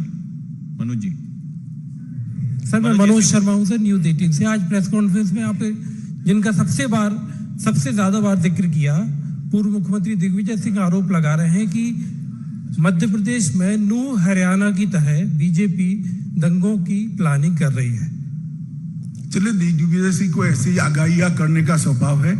जो आदमी के मन में होता है ऐसी ही बात मुंह से निकलती है। 1 महीने बाद दिग्विजय को पूछ लेना कि दंगा क्यों नहीं हुआ। सर, गृहमंत्री जी। सुनील शर्मा जी, प्रदेश। गृहमंत्री जी, मेरा एक सवाल है। 1 मिनट, मैं हेमेंद्र शर्मा हूँ आज तक से। हेमंत जी बैठिए ना, 1 मिनट सुनील जी का, फिर उसके बाद आते हैं। सुनील जी बोलिए, बिना माइक के बोलिए। गणेश जी, अब आप पूछिए। अरे यार, मैं मध्य प्रदेश आऊं, इसमें आपको क्या आपत्ति है? भले आदमी ऐसा क्यों करते हो? जहां चुनाव है वहां मैं हमेशा जाता हूं। आपके पास ठीक से रिकॉर्ड उपलब्ध नहीं है, मेरी ऑफिस आपको भेज देगी। गृहमंत्री जी, गृहमंत्री जी, मैं हेमेंद्र शर्मा हूं। पिछले 20 साल से मध्य प्रदेश में भारतीय जनता पार्टी की सरकार है और 9 साल में केंद्र में जो है आपकी सरकार है। आपने कमलनाथ के खिलाफ अगस्ता वेस्टलैंड से लेकर के मोजर बेयर वगैरह सभी जो स्कैम्स हैं उनके बारे में एलिगेशंस लगाए। तो क्या चीज है जो रोक रही है केंद्र में सरकार को और मध्य प्रदेश में भारतीय जनता पार्टी की सरकार को उनके खिलाफ एक्शन लेने में? नहीं, एक्शन देखिए, हमने कभी भी पॉलिटिकल वेंडेटा से एक्शन नहीं लिए। ये मैंने जो सारे घोटाले किए, वो सारे घोटालों के खिलाफ हमारी जांच चली ही रही है। 1 सेकंड भैया, सुनो, बहुत महत्वपूर्ण सवाल है। भाई साहब बैठ जाइए। संजय जी बैठो ना, अभी आपका भी क्रम आएगा, बैठिए। हमारी जांच चल रही है। आप कांग्रेस के नेता का, किसी भी नेता का भाषण सुनिएगा तो हाय तौबा मिलेगी एजेंसियों के दुरुपयोग की। वो जांच है, मगर जांच की एक गति होती है और जांच कोर्ट के नियमों के अनुसार होती है। इसमें एक समय लगता है।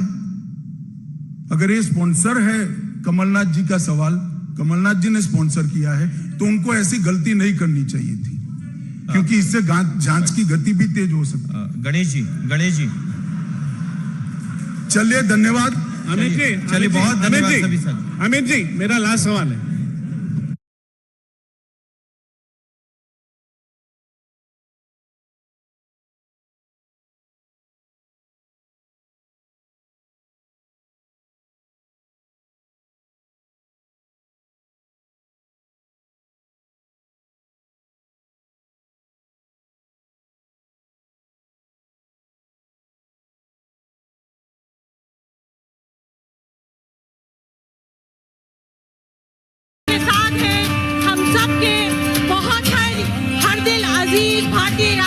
कांग्रेस के अध्यक्ष श्री मल्लिकार्जुन खड़गे जी, हम सब उनका हार्दिक अभिनंदन करते हैं।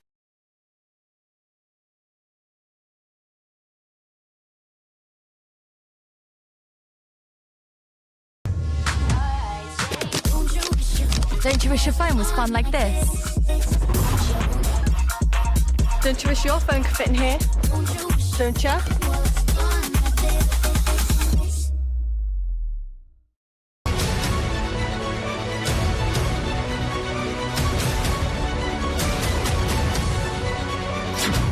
What will Amrit Kaal look like? India in 2047, a vision for the future. The freedom debate. Shashi Tharoor versus Jayant Sinha.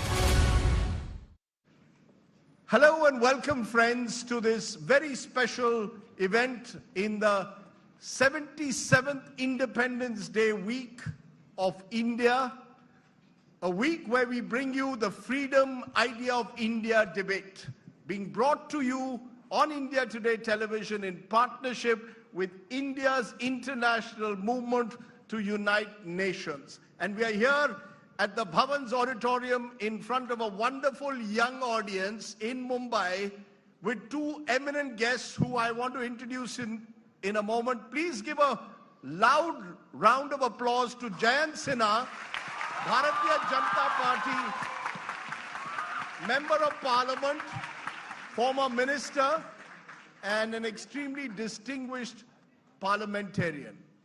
To my right is another very distinguished parliamentarian. He's worn several hats over the years.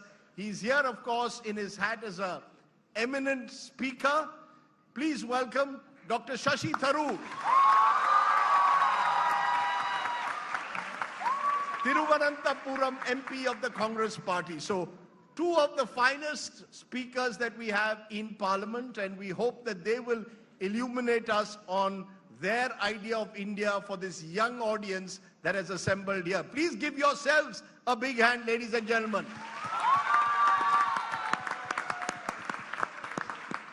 Okay, so it's going to be 2 minutes each first, asking both of you, Jayant Sinha and Dr. Tharoor, to tell us what is your idea of India as we enter this 77th Independence Day week.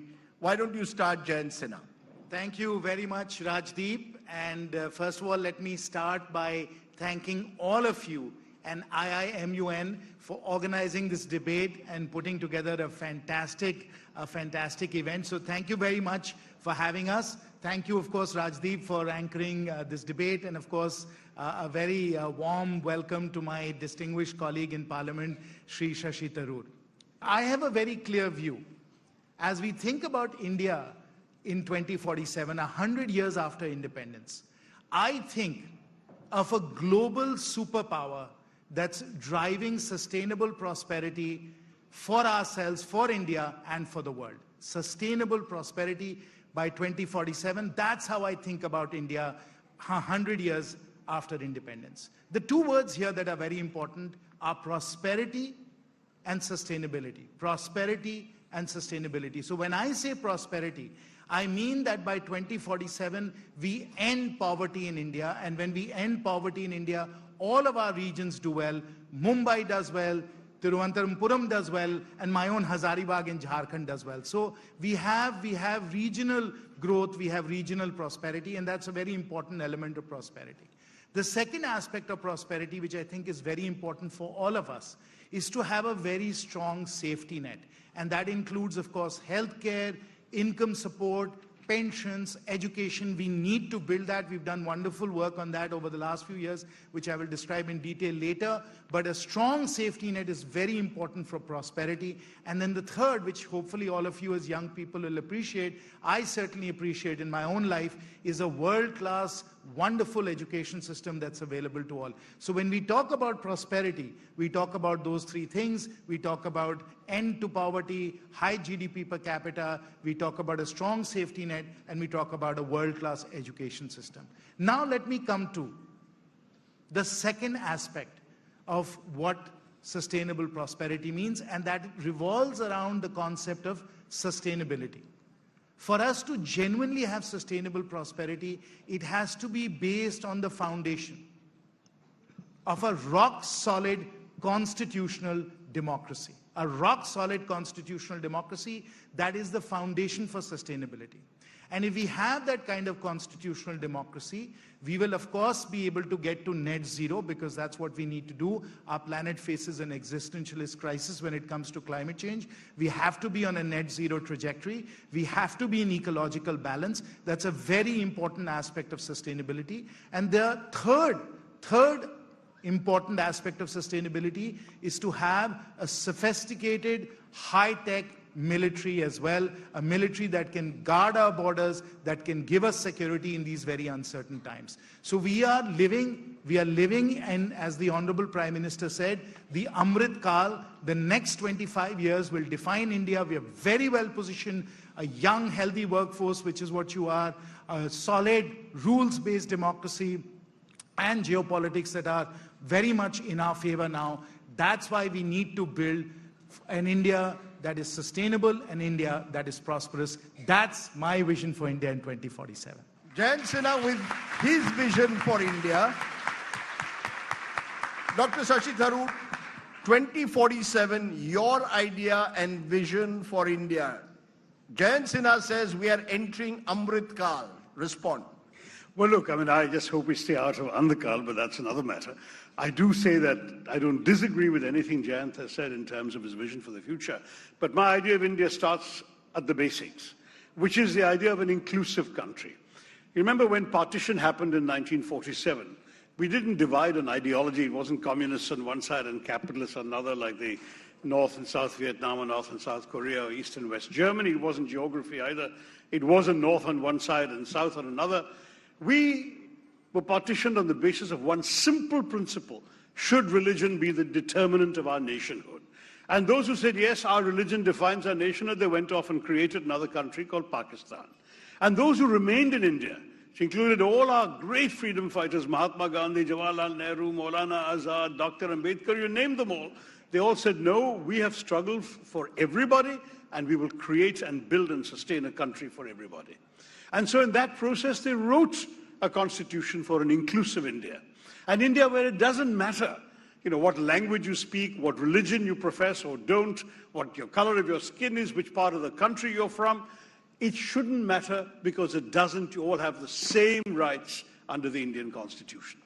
That's the idea of India that really matters to me, that we may have differences of caste, of creed, of color, of culture, of cuisine, of costume and custom, and maybe even consonant and conviction, but we still rally around a consensus. And that consensus is on the simple democratic idea that in a large, diverse country like ours, you don't really need to agree all the time, so long as you will agree on the ground rules of how you will disagree. And to my mind, this is what has sustained India, Indian democracy, and the hopes of India until very recently, when some in authority have been challenging the very basis of this idea, who see in India through a much narrower prism of one religion, one language, one leader, who are anxious in that process to demonize and other with a capital O on the basis of their religion, on the basis of their caste, even weaponizing history to try and rake up wounds in the present, which we don't need to see reopened in the kind of future that Jayant and I would like to imagine for our country. I too want an India where, frankly, we can all dream of a decent job, a place, a healthcare clinic within a 5-kilometer walk maximum, less maybe, from our places of residence, a school to send our children to, 2 or 3 square meals a day, a shelter from the rain and the sun, and a decent job that enables us to dream of a better life, and even still of having a better life for our children. We all want to give you, the next generation, a better India. But we are, unfortunately, in the process of dividing and damaging and wounding the India that exists. That is what saddens me so much. Everything Jayant said is fine. I think we really need to use a modern metaphor, we need to concentrate both on the hardware of development, the ports, the roads, the airports, the highways, the railways, all of that, and also the software of development, which is the people, the education system, sanitation, healthcare, and above all, invest in all our people being together. To do that, we must focus on what unites us, not what divides us. If we can dream the same dreams together with our eyes open, we can take India into a glorious 2047. Thank you very much.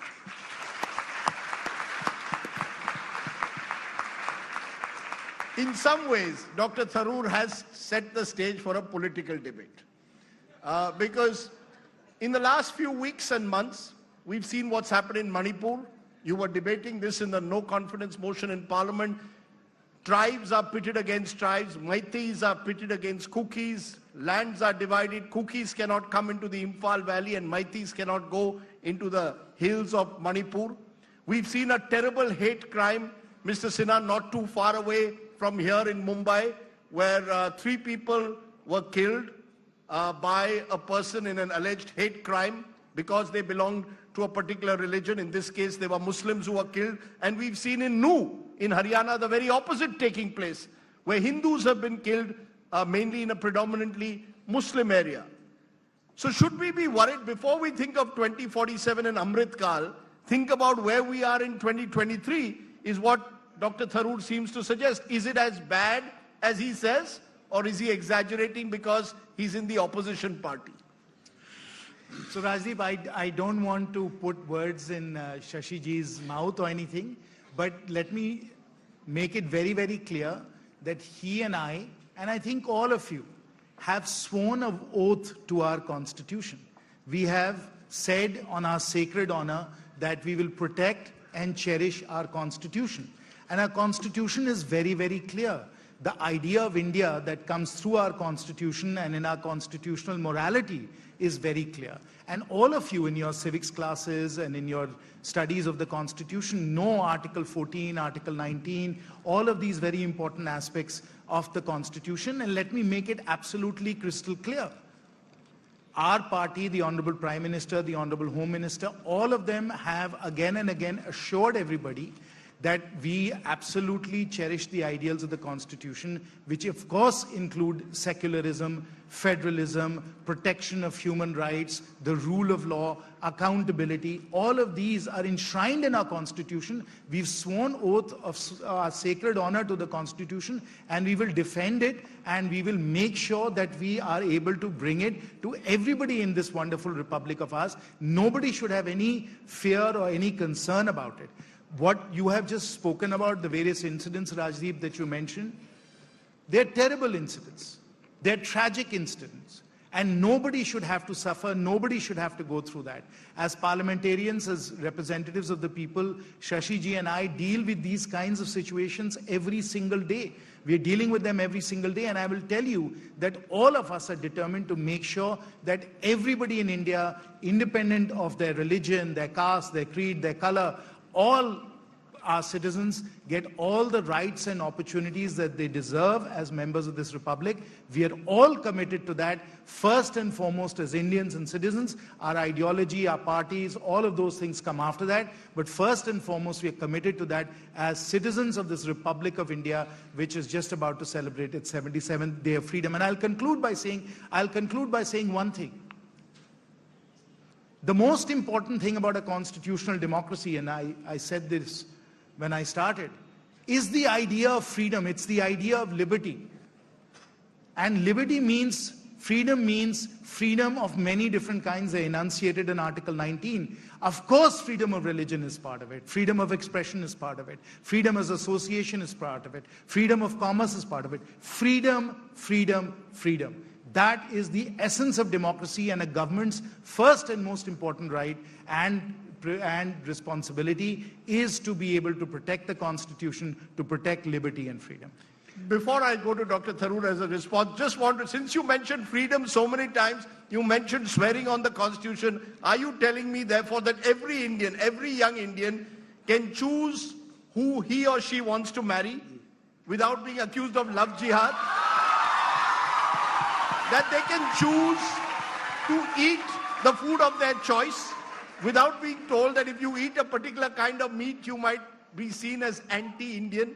Are we very clear about that, that young India should have the right and the freedom to practice their lives the way they want. Rajdeep, I think you took away my line, boss. This is what I was going to say. Will politicians stay out of our kitchens? Will politicians stay out of our personal lives? Exactly. Allow us to lead our personal lives as per the Constitution.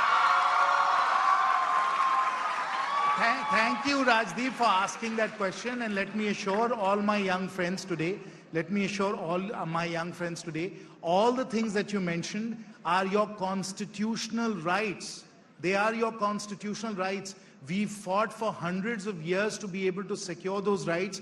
Those have come to us from our freedom fighters, from our grandparents, from our parents, and they have fought very hard and struggled so that we can say yes to all the things, Rajdeep, that you just said. Yes, you have the right to marry anyone you want. Yes, you have the right to eat anything you want. Yes, you have the right to practice any religion you want. That is enshrined in our Constitution, and anybody who says the opposite is going against our Constitution. Okay. It's good to get that kind of straight response. Of course, as a journalist, I would be cynical of politicians because they say something at platforms like this and then something else happens in the real world out there. But Shashi Tharoor, the argument could be, stemming from what Mr. Sinha said, that you're fear-mongering. You see, you come from a lovely state like Kerala where people live in harmony. And yet there is a sense that perhaps when you today say that you're worried about whether the diversity of this country is being protected enough, are you fear-mongering? No. Again, because you believe that the BJP is a majoritarian party and our politics is so badly divided and polarized that two of you may be friends, but once you're out there in the political field, you become enemies. Yeah, I mean, I don't think that Jayant is necessarily representative of many, many people, both amongst his party leaders and their fellow travelers from associated organizations in the Sangh Parivar. When he speaks of freedom, to me the most fundamental freedom guaranteed by the Constitution is the freedom to choose. To choose, of course, your own political representation, your own political destiny, but also to choose where you want to live in this country, who you want to love and how you want to love, what you want to eat, how you want to dress, where you want to work. These are all fundamental freedoms which very many people, not from my side of the political divide, but from another side, have chosen to try and abridge. I want to keep the government out of the bedroom. I want to keep the government out of the kitchen. I want to keep government away from the dining table. But that's not, unfortunately, what we've seen from many people associated with the ruling party. And this remains a very fundamental challenge because there are a whole bunch of people who are feeling othered. Sadly, I'm not fear-mongering. I am reflecting what I hear every day from families saying we're going to send our kids abroad and we hope they never come back. I've had let me name it, I mean, a very prominent Muslim television anchor with a Hindu husband told me almost in tears that her 7-year-old son playing downstairs in his building was told, my parents say I can't play with you because you're a Muslim. What has our country come to? This is not fear-mongering. This is shame awakening. This is not India. We can't afford to be like this. We absolutely must once again restore the values that Jayant is rightly celebrating and applauding, and I also celebrate and applaud. We have to create a country which is really an India for every Indian, irrespective of their background, their faith, or anything else. I hope this young audience is convinced about that you will not discriminate on the grounds of caste, gender, and religion. Are we clear about that? Okay, that's reassuring to hear. I just want to pick up, though, from that to another concern that young India might have, which is income inequalities, which have grown. An Oxfam report says that the top 30% in this country owns over 90% of India's wealth. And the top 10% own over 72% of the wealth. And the richest 5%, about 62% of the wealth. Jayant Sinha, as a man of finance, is a man who comes from Hazaribagh, one of the poorer parts of the country in Jharkhand. Is this something that worries you? One worry has been pointed out by Dr. Tharoor, religious divisions. The other is income inequality. Is that a challenge going ahead, looking into 2047? Rajdeep, in the last few years, we've virtually ended extreme poverty in India, and that's what many international observers are saying right now. The Honorable Prime Minister, in his very eloquent speech yesterday, laid out a number of statistics that indicate that we made remarkable progress in ending poverty and ending the markers of poverty, which is lack of access to education, lack of access to healthcare, hunger. As you know, through the COVID pandemic and thereafter, we have been providing free grains to 80 crore people. So we have been able to provide, which has never been done before. This is very important for young people to understand. This has never been done before, that we can now provide support, sustenance into people's bank accounts and through the public distribution system directly into their homes in a way which has never been accomplished before, because we've been doing it so efficiently. So we've ended extreme poverty. We have been able to create job opportunities. We've been able to provide good education to young people. So we are rapidly creating opportunities for everyone. So of course, income inequality is reducing. Income inequality is something that we are working on. And across the world, there are important forces at work that actually make it difficult to be able to deal with the concentration of wealth that is happening. And those are driven by globalization, they're driven by technology and so on. This trend that you're talking about the very narrowing and concentration of wealth at the very top, not even the 1%, but the 0.001%, is driven by certain very dramatic global factors, as I said, like globalization and technology, which we are subject to like everyone else. But the important point, that for India's 140 crore people, we have created a safety net. That is something that has never ever been done before in a country at the scale and scope that India has accomplished over the last few years. So you deny that there is concentration of wealth. You're saying people have been lifted from poverty, which is fair enough. And it's not. It's happened not just in the last 9 years. Let's also be fair. It's been happening over the last 29 years post-liberalization. But you agree that there is too much of concentration of wealth in a few hands even today in this country? I don't subscribe to that, Rajdeep, because if you look at the number of unicorns that have been created, the number of millionaires and billionaires that have been created, those numbers are staggering, those numbers are extraordinary. So I don't subscribe to the view that we have this very incredible concentration at the top. I think that there is a rising tide that's lifting all boats. Well, I don't agree with that, Rajdeep, as you can well imagine. First of all, under the UPA government, of which in the second term I was a part, we pulled out, and these are not challenged figures, 270 million people from below the poverty line above it. Sadly, during the demonetization carried out by Jayant's friends in government, we ended up pushing 150 million people back down again below the poverty line, with a number of lakhs and lakhs of micro and small enterprises shutting down because their liquidity disappeared overnight, and most of them never reopening. You also found a situation where the highest figures for unemployment ever recorded since we started keeping numbers in the late 1930s happened 2 years ago in this country. The COVID lockdown didn't help either, and the way in which our migrant workers suffered trudging barefoot or in slippers back to their home villages because the lockdown had been announced with no warning, the only country in the world where no warning was given. So there was no time for any arrangements to be made to house or feed our migrant workers. They all went back in terrible circumstances. When we look at these situations, people being treated callously, decisions being made that impacted the poor and the poorest of the poor, unemployment going up so people don't have the hope of something better, and at the same time, inflation has been recorded. We've seen, all of you I'm sure have been hearing stories about the price of tomatoes. For even longer, we've been hearing about the rising prices of fuel, petrol and diesel, even when they were plummeting around the world because our government was piling taxes on top of it to cover their costs. All of this has made life very difficult for the so-called Aam Aadmi. Now, the macro picture, I don't disagree. Unicorns may well be created. We probably created far more than any other country, I think. But the fact is, those are unicorns because they're $1 billion worth, each of them. How many Indians do you think? 0.0000, how many percent? So we're not looking at anything that helps the large mass of people, the average Indian, the so-called Aam Aadmi. You know, but I must say this to you, Dr. Tharoor. It's not as if the price of tomatoes only rose when the BJP is in power. When you were in power also, the price of, you see, let's be clear.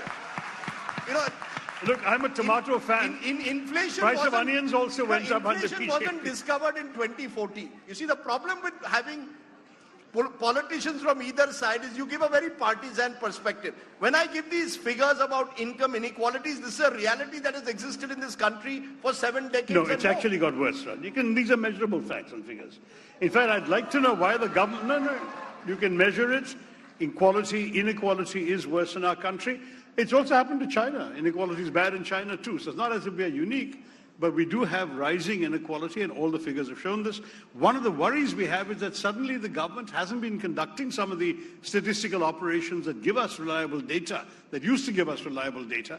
We haven't had a census for the first time since 1841. There hasn't been a census in this decade so far. And we wonder when and if it's going to be, because now we hear it won't be till after the general elections.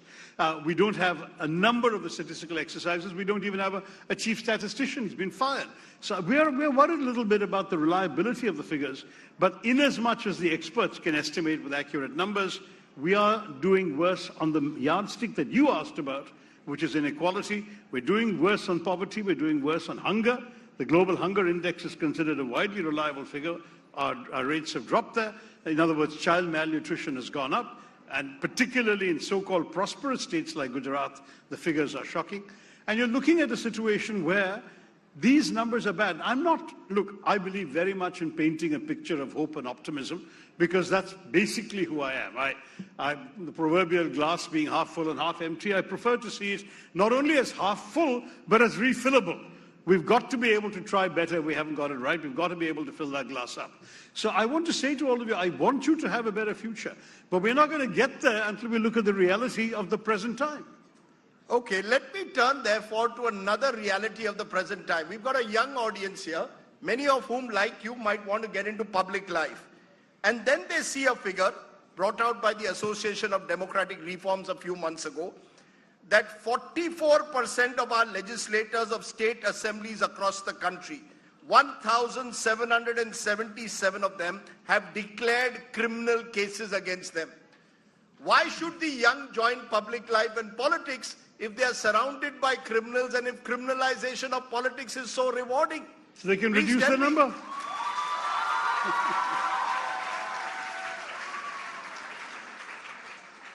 So I don't think Shashi ji and I look like criminals, do we? No, you don't, but you're surrounded by them. There are people around you who seem to benefit. Rajdeep, let me just explain that number a little bit. Because I myself, and I'm sure Shashi ji has been also similarly afflicted. What happens is that when you have a government, for example, that is from an opposing party, that government makes it very difficult for you to do what you would ordinarily want to do in a democracy, that is, do processions, demonstrations, strikes, and so on. And in many of those situations, when we do those things, we have cases that are brought against us. And that often results in situations where members of parliament, members of legislative assemblies end up having a large number of cases against them because they are undertaking democratic actions, they are exercising their democratic privileges. So there is quite a bit of noise in those numbers that we have to strip. No, sure, let me strip the noise. If you're saying that, some of them could be criminal cases which are foisted upon by opposition or for minor charges, the fact is 25% of these are serious criminal cases. In terms of serious criminal cases, the BJP, your party, had the highest number because you have the maximum MLAs, 337. That's 25% of the total MLAs with charges. Congress not too far behind Dr. Tharoor, don't worry, 194, 27%. Trinamool Congress was 77, 34%. These are serious criminal cases. Some of them even have charges, rape, murder, among others. Why should any young person join politics if A, there's criminalization, and let me add to that, money politics. The ADR report points out increasingly you need to be a crorepati several times over to contest elections, and your assets seem to multiply the moment you're in government. So I want to understand, why should the young then join politics? So Rajiv, the answer to that question is, come on in. We need young people like you who are idealistic, who are motivated, who are energetic, to join politics, to bring a different look to politicians. And if we have people like you, if people are committed to serving the nation, people are willing to work for our fellow citizens, we can change some of these facts, we can change some of these statistics. The fact is, we really need good people to be in public service. We need more good people to come and join. It's very, very hard. And many people will prefer a well-paying career or a better lifestyle to being in public service. But unless we get the most talented, the most idealistic people willing to take on these hard challenges like Shashi ji has done, leaving aside a fantastic career as a diplomat, unless we bring in people like Shashi ji and others and like yourselves into public service, these are the kinds of numbers that we will find difficult to turn around. So we must do that. And I, of course, tell people that don't do it too soon. Make sure that as far as you are concerned, you are able to discharge your responsibilities as a family person, as a husband, as a father, and so on. But once you can do that, I myself joined public service at the age of 51. I didn't do it when I was 31. I didn't do it when I was 41. I did it when I was 51 years old, and I felt that I had been able to look after my family, and then I could come and serve the nation. So what you're saying is you've got to be financially secure before you enter public life, otherwise you will make money through politics. All I'm saying is, Rajdeep, you know, you have to couple, along with idealism, you have to couple that with being practical. Okay. Being practical, and if you do that, yes, you can make a very big difference. Dr. Tharoor, do you really think it's possible, given the entry barriers that are there for lots of young idealistic people who may want to contribute in public life, but look around them and see, sadly, people with possible criminal backgrounds who made their money illegally, entering public life and being rewarded for it? True, but you can also see the giants of this world who've given up very, very well-paid careers, international lifestyle to come into politics also. So there are models you can look at that are different from the criminals and the thugs, and unfortunately, those will be there as long as people are prepared to vote for them. Now, but that's precisely why. Are the two of you exceptions and not the rule? Perhaps, but then we need more exceptions. Then the rule will change if there are enough exceptions. I just want to say one more thing. You know, I've sometimes met kids your age, usually those just coming out of high school, and sometimes they say to me, "Sir, we are not interested in politics." And you know what I tell them? Well, I'm sorry, because politics is interested in you. If you are not interested in politics, you're abdicating that field to others who are the ones going to take the decisions that will affect your lives, that will decide what possibilities you have for your future study, whether you can go outside your state or go abroad, whether you can even afford to go to college. It's those people that are making decisions that will tell you what choices you have available to you in life, what are the things you can and cannot do, as we've discovered a little earlier in this conversation. It's those people who will expand your realm of possibilities or narrow it and constrain it. You, therefore, need to be interested in politics, so the kinds of people and attitudes and values you like come into politics and get enough victories that they can actually shape the policies that will do you good. That's why I feel, don't ever say I'm not interested in politics. You may not want to come full-time into politics, and I happen to agree with Jayant, because we both joined politics at the age of 51, except I did it a bit earlier. It's simply that unfortunately, all of us, when we are young, we're ready to take risks, we have the energy, we have the idealism, but very often we also have responsibilities around the corner, lurking with a sandbag to hit us on the head, and therefore, if we have to fulfill those responsibilities, first, we have to pay attention to the needs of that, and as Jan said, that means taking care of your responsibilities, ensuring that when you come into politics, you aren't coming into it to see how much you can get out of it, but rather how much you can give to it. Now, he and I have come in the spirit of wanting to give, and we came in at a stage of our lives when we felt that we didn't need to grubbily take anybody's money under the table in order to meet our needs. And therefore, for us, it's all about the ideas, it's about the issues, it's debating certain principles. It's not about making money. And I would say to you, if you need to make money because you come from a humble background, do another profession, study hard, become a doctor, become a lawyer, become an accountant, be a banker, do whatever you can, make your money, and come into politics when you don't need anything from it. That's the kind of politician we need in this country. I'm going to for a moment step back because this is a wonderful young audience of 60% of this country is under the age of 30 and we are getting younger by the year. So I'm going to give you a chance over the next 10 minutes to ask questions. There's a mic somewhere out there. So you just have to look at the mic. The young man there is already itching to ask a question. What's your name? Give your name and ask your question. Keep your question a short one. Yeah, go ahead. He flashed the mobile light first to show that he was out there. That's an intelligent way of attracting me. Hello. Okay, go ahead. What's your name? Yes, my name is Siddharth Mohanty, and I have two questions to ask, one to Dr. Tharoor and the other to Jayant Sinha. So let's start with the question to Mr. Sinha. In your arguments, you repeatedly highlighted the importance of respecting the Constitution as well as its provisions, which is also another way of saying to respect democracy. But at the same time, shouldn't it be worrying to our nation that India has been under a constant state of democratic backsliding since Narendra Modi was elected PM? I wouldn't agree with that at all. I would say that as the Honorable Prime Minister did on his first day of coming to Parliament, is that he bows before the temple of democracy and he said very clearly that the Constitution is my holy book. I know for a fact that all of our senior leaders are committed to democracy, they're committed to the Constitution, and those are the absolute principles that we always follow. But when you say that, and this is in response to something that Dr. Tharoor said, that he gave the example of a young Hindu-Muslim family who were planning to leave the country or were worried that their child was being asked about his or her religion in school. How would you react to that? You know, what would you tell that child? That there's a constitution of this country that Dr. Ambedkar gave us. Don't worry, you'll be okay. It's just a book. They want reality. These youngsters want you to walk the talk. You know, if these youngsters read about misuse of agencies, targeting of opponents, the fact that our institutions are seen to be compromised, how do you expect them to remain idealistic? Rajdeep, those are very good questions, and of course we are asked those questions every day in our constituencies with the people that we interact with.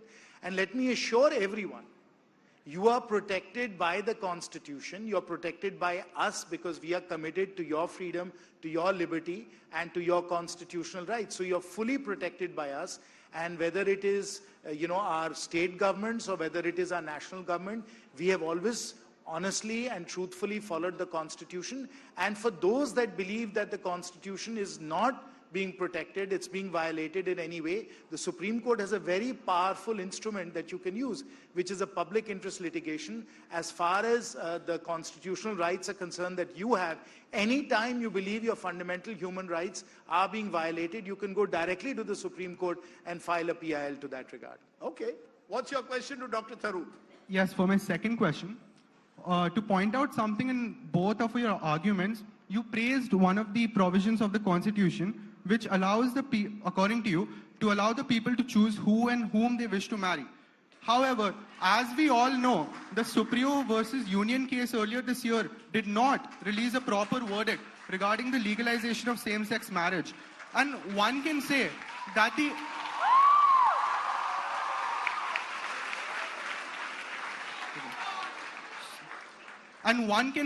the influence of both parties, both BJP and Congress, influenced this. With BJP obviously doing their usual, it violates our religion, culture and traditions.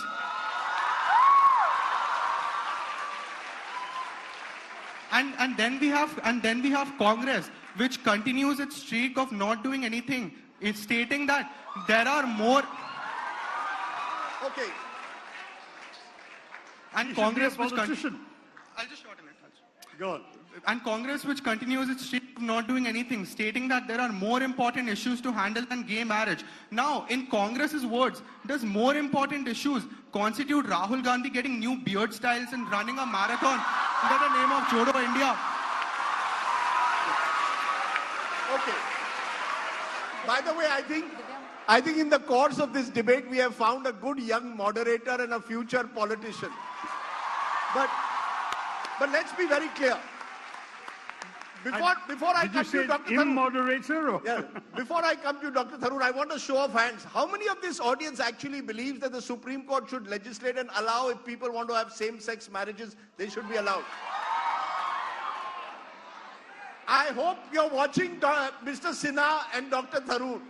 Absolutely. Our politicians may be behind the time. This is South Mumbai, of course, but you want to respond to him? Absolutely. I mean, I think the young gentleman, Siddharth, may not realize that I am the only MP who tried twice to get Section 377 of the Penal Code decriminalized. That is, that prohibited homosexual relationships and lesbian relationships by saying that they were against the order of nature. I tried, and it was Mr. Jayant Sinha's party that twice opposed the introduction of my bill and voted it down twice. So, and let me say, they did so with some very salacious and petty remarks, which I won't dignify by repeating in front of all of you, but that was the attitude taken, at which point I advised some of the petitioners in what became the very famous case that changed, that turned the tables, that the only way you're going to do this, as long as the BJP has a majority in our parliament, you will have to go the court, the judicial route. And that's what they did, and they finally got it decriminalized by the Supreme Court. Now this larger issue of same-sex marriage is there.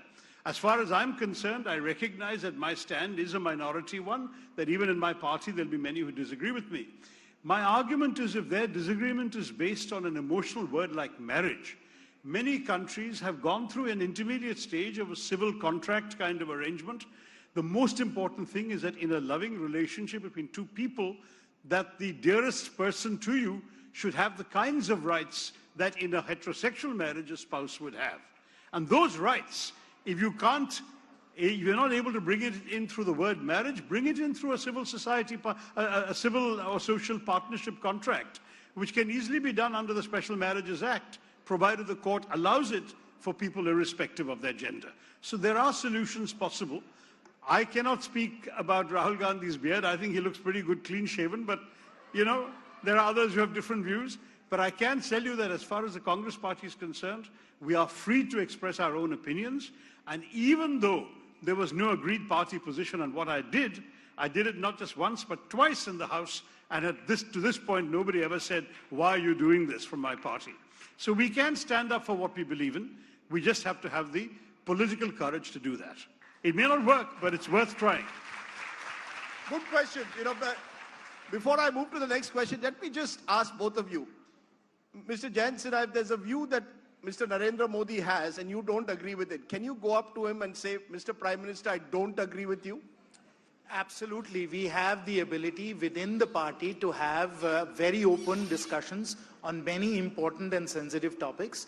And of course, we discuss and debate most of these important issues in that fashion. And if you have a different point of view, you can express it with the senior leadership of the party. But once the party has an official line, then of course, we follow the official line. But within the party, of course, you have any number of opportunities to express your views. Is that an honest answer? Yes, absolutely. Or a politically correct answer? No, it's an absolutely honest answer. I myself have met with the senior leadership on many occasions and had long discussions on many important topics. Okay. Dr. Tharoor, can you disagree and say, Rahul Gandhi, I don't agree with you? And still survive in the Congress party? Yes. No, we've also had conversations at various times about issues on which we didn't necessarily see eye to eye. But I think it's more challenging when you're in power, because disagreements when you're in opposition essentially are theoretical or idea-based. When you're in power, they're about policy decisions that you can make or not make. And that's the kind of thing where I hope that what Jayant says actually translates into people who currently seem to be impervious to other people's opinions actually receiving a few and getting them done. You know, I'm going to ask for shorter answers. Let's get, there was a young, yes ma'am, in the red. Go ahead.